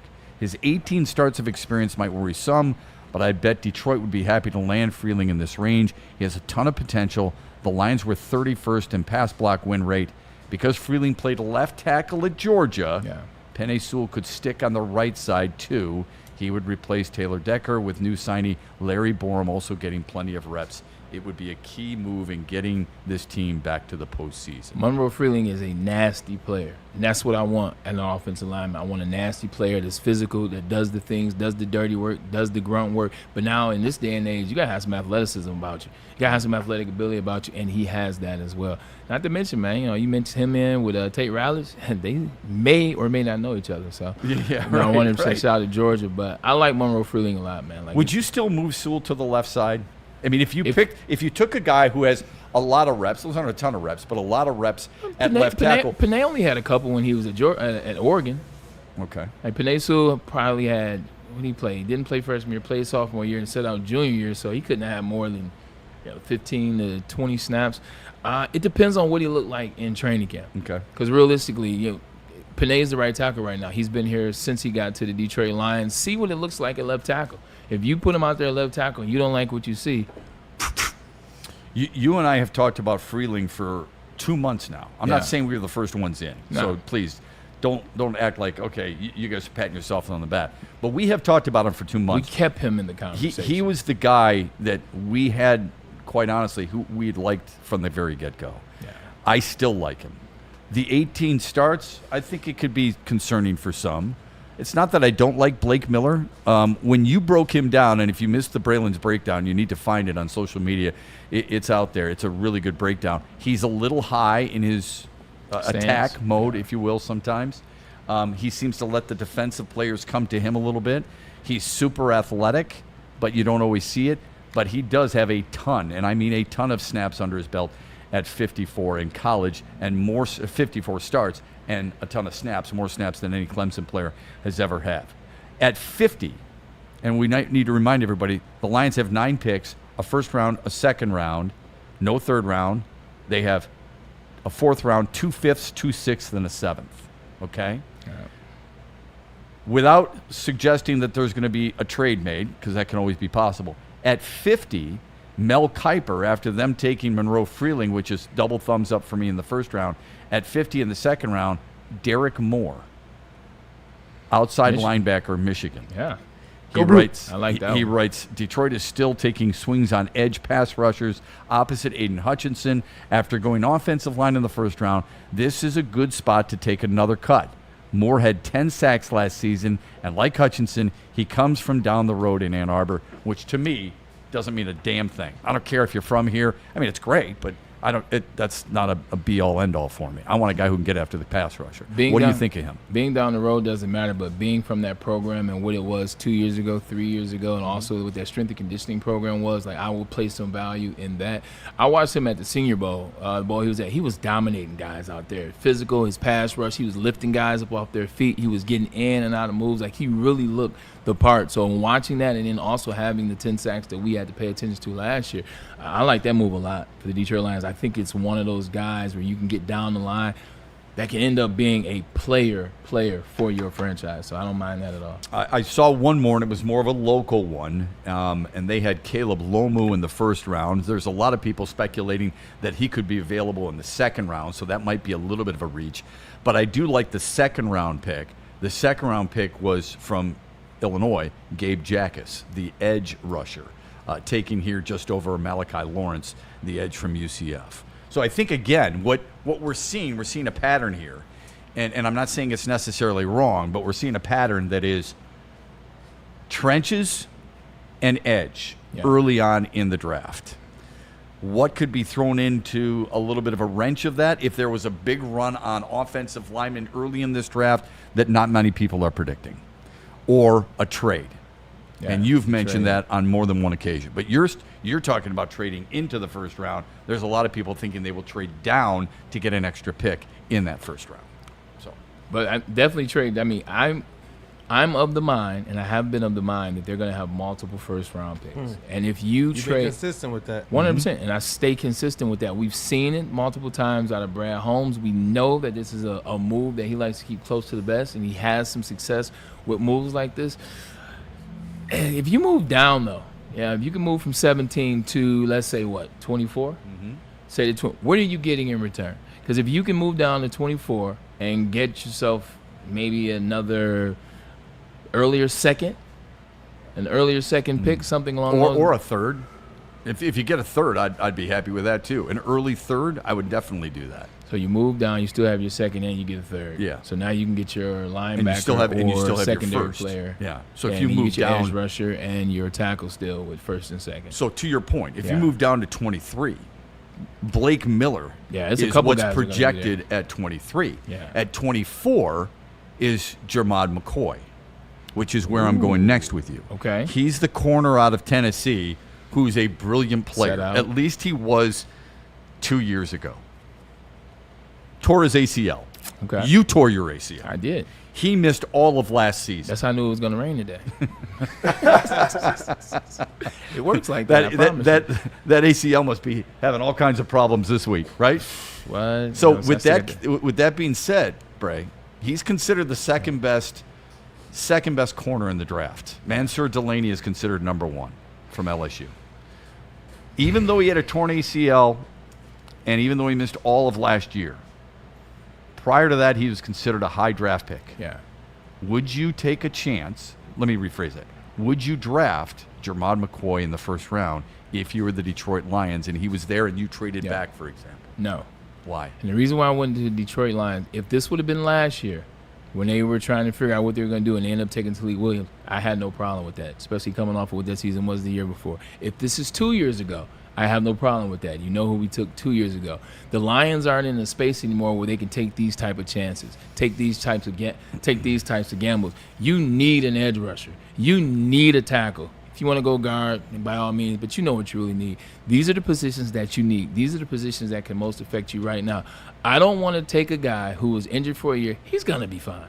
Like, he tore his ACL. Jameson Williams also tore his ACL coming out, and look what he did. Like, once he settled back into that role, Jameson Williams has been fine. So he'll be good.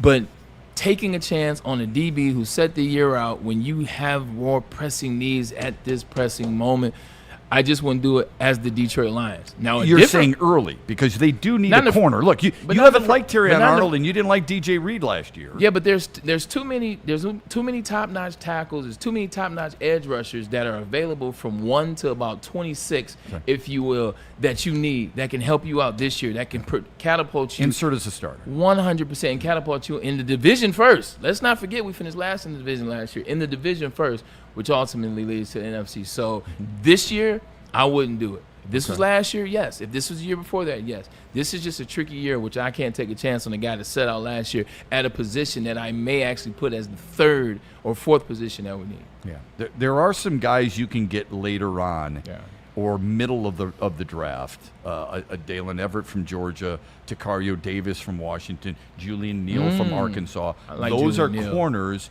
who are projected to be third, fourth round guys that you could still address. I know you don't have a third, but if you got that fourth round, you want to use that. You got a couple of fifths. I would worry a little bit if you get past the fifth for a corner that you think is going to be able to help you right away. How much are people going to be looking at this draft this year? And when we keep saying this one thing, now I believe he's going to make some moves. We believe he may add to it. But how many times are you going to hear people say, "Damn, man, last year's draft, Isaac Tesla, sure, moving up, giving away 2 third-rounders, if you will." Like, how many people are going to be looking at that specific round saying, "If only," and is Isaac Tesla worth not having it this year? No doubt. I mean, the second guessing is always going to be there. Yeah, we know that. And we also know that every player taken, if you had a question, and a lot of fans do, why wouldn't you have taken a guy who went a little bit later? You're going to be compared to them. Yeah. That's just the way the NFL draft is and always will be. So if you drafted a Monroe Freeling and 3 picks later Blake Miller went and you liked Blake Miller better out of Clemson, you're going to start measuring the effectiveness of one guy against the other because you want to be right and figure out what the hell happened. Yeah. Hell, you do it today. You do it with Penei Sewell and Micah Parsons. Right, so I get that, totally. All right, I knew that was coming. Let me do a crossover dribble here if I can real quick. All right? Who's the best team in the NBA against top 10 opponents? Pistons.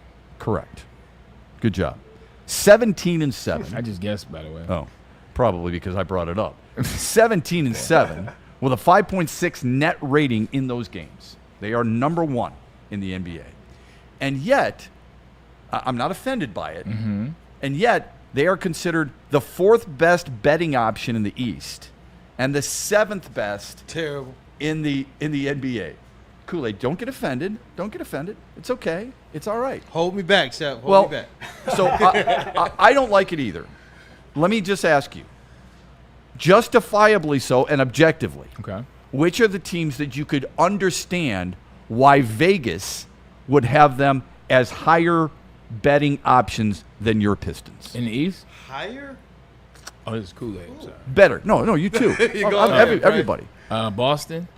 And after Boston, it's like you're really trying to force to make a argument why Cleveland. Okay. Because Cleveland would be the next team. How about in the West? Obviously, don't even have to mention them. Right. Even with the Spurs, I'm asking myself, 7 games? Like, are they ready for 7 games? Like, everybody's cool with 1. Yeah, what's that bench looking like? The Charlotte Hornets, depending on who they play, are cool with 1 game. But what does the bench look like? What does the coach look like in this playoffs? Because it ain't Greg Popovich anymore, if you will. So I would say OKC, with all that, I say San Antonio, and I say Denver, because we saw who's come to play in the last month and a half of the season, because he knows what's coming, and that's his time. So I would say those three. And Boston. And then, and Boston. So I'm with you 100%. That's exactly who I had. Nobody else should be above the Knicks, the belief in the Knicks, and the belief in the Cavs. I'm struggling with. I'm struggling with the peasants. I really like. I think Evan Mobley's a hell of a player. He is. I do. Why is Anton in here? That's why I said peasants. That's all. Shout out Anton, dog. I'm not sure enough Pistons love can fit in one booth. Yeah. Facts. We got a microphone right out there. You got a microphone right out there. The peasants. There are so many degen gambling peasants in the city of New York. It's the only reason that their odds are still high, guys. Yeah. Don't buy into that. But you're hearing, and I don't necessarily, I don't subscribe to this, Anson. But it's not just fans. There's a lot of national hosts who are buying into the Knickerbockers as well. Yep. And I know. Look, they were sleeping giants all season. Well, so I said the same. Look, I'm saying the exact same thing, you guys. All right, I am because Detroit beat the crap out of them in all three meetings. Okay, right. But remember, Indiana had 50 wins last year and went to the NBA Finals. So am I too quick to dis? But they went to the Eastern Conference Finals the year before that too, though. They went back to back. Okay, they went 2 years. They went 2 years ago and lost to the Celtics, and then they went again last year and they won, and then they lost. Okay, to so I got a buddy in Chicago I had a conversation with last night, and I said all these things, and he's like, Shep, aren't you the one that is telling me everybody in Detroit wasn't buying the Pistons because they hadn't won a playoff series, and that their general manager said we haven't even won a playoff home game? And I said, well, yeah, but I mean, I don't know. He said, then I don't understand why you guys get your panties in a bunch and are so offended when you're the ones earlier this year were saying they've got to prove something to me first, and all these other teams have proven something. I didn't have much to say to him after that. Yeah, it's facts, but I mean, we talked about it yesterday. When you look at what the evidence that supports this conversation, you look at the stats, you look at what they've been the whole consistent year. JB Bickerstaff with Cade, without Cade, with Jalen, without Jalen. When they needed to step up, they stepped up. Bench a guy, and now he comes back. Now he's playing as a much better version of himself. So the record shows, it states. And when you look at the teams above them, there's too much nuance. Like, it's like, oh, well, Cleveland's been there. They've done it. They're a new team. They're a new team this year than they were last year. Can this new team be what they were, which is a team that let you down in the second round? The New York Knicks, they got a new coach who they don't even like, who they don't even play for. And your two best players don't play defense. They're defensive liabilities. So when I look at it from that standpoint, there is legitimately only one squad. Has the pedigree, they have the championship experience, they have the coaching, and they have two studs. One is back now. Well, I guess you can't use that word no more. They got two stars, if you will, and one of them is playing at a better clip than we thought he would be at this moment in Jason Tatum. That is the conversation. It is the Boston Celtics in the East, and it's the three teams we named. I would remind us all, and I need to be reminded of this too. Here we go. New York's won more games this year than they did last. Regular season. I'm not a huge fan of their coach. I couldn't understand why they got rid of Thibodeau either. They won 53 games this year compared to 51 a year ago. Breaking news, by the way. They also don't play as hard as defense. Tibbs you're had right about that. 100%. Playing a lot of games where it's 127 to 134. Excellent point. Here's the breaking news. JB Bickerstaff has won the Rudy Tomjanovich Award. And that is sucker punch? Given the one who got sucker punched, the one who is the NBA coach who is cooperated with the media and fans, as well as excellence on the court, according to the Professional Basketball Writers Association, which is led by Kool-Aid.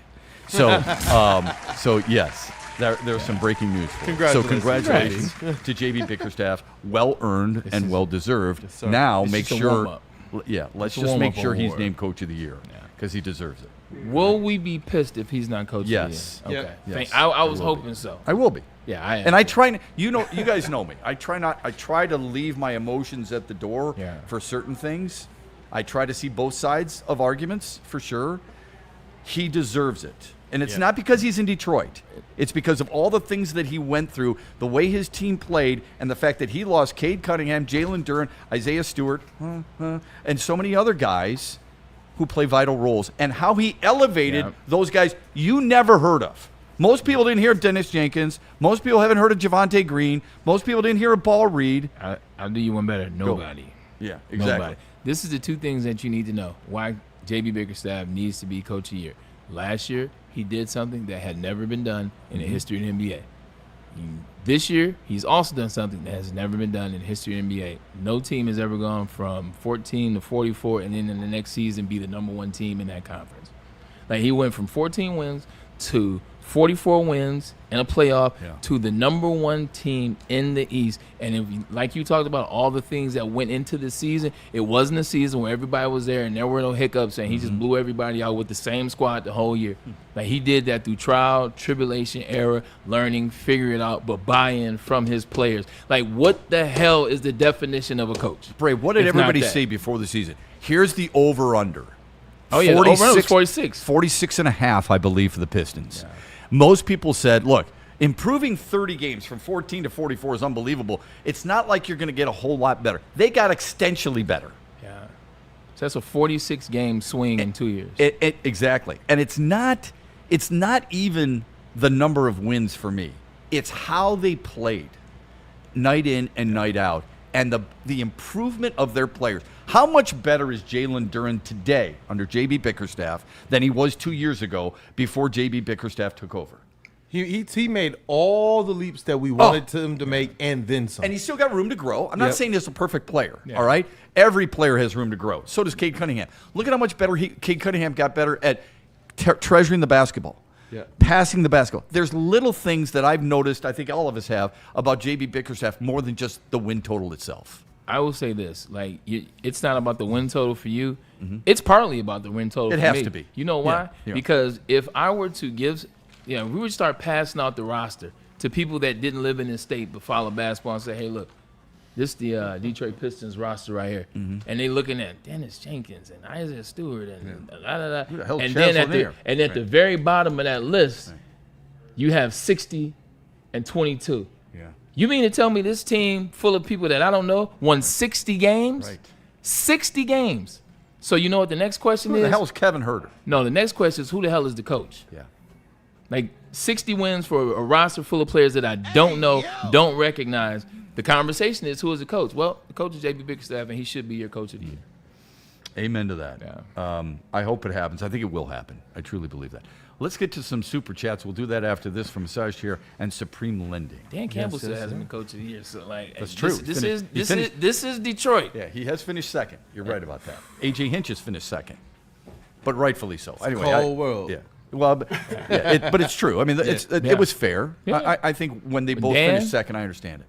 I didn't understand Dan. Well, Dan did the same thing J.B. Bickerstaff. They went from whatever Quentin Trisha was to 3-13-1 to 9-8 to 12-5 NFC Championship to 15-2. Yeah, Kev did it with Sam Darnold at quarterback, who was just god awful the year before. But I hear you. Look, Jared Goff was god awful before he got here. Took a team to Super Bowl. Okay, go ahead. I'm joking. I was joking. I haven't had a Jared Goff dig. You wanted Sticks' reaction. Yeah, you weren't going to get it. He's been quiet. He's been very quiet. No. They better not bring that back this year. Leave that in the past. Like this. You want to do it at Ford Field? That's one thing. Don't do it at LCA. Okay. Yes. Thank you. Unless you're doing it when the Red Wings are playing. Right. They might need the maybe if he's in the house. You know what? I get that. Do it during the Red Wings game. Maybe you get a little bit of that Lions fairy dust to sprinkle off on them. But God knows they need it. If you're looking to take your relaxation to the next level, you got to visit the Massage Chair House in Bloomfield Hills. And you know what? We are going to have a very special watch party there as well coming up. So stay tapped in. If you haven't been there, that might be a time to tap in as well. Scan that QR code, though. You want to make sure to remember the top tier brands like Infinity and Osaki, because those are we got Osaki right here. I'm telling you, premium. Got to go and figure out what next level relaxation and comfort is all about. Go check out Dr. Eric Duncan, the Wellness Doc, creator of the #1 YouTube channel for massage chair reviews at The Wellness Doc. Book your visit today at massagechairhouse.com or simply scan the QR code on your screen. Massage Chair House, your ticket to ultimate recovery and relaxation.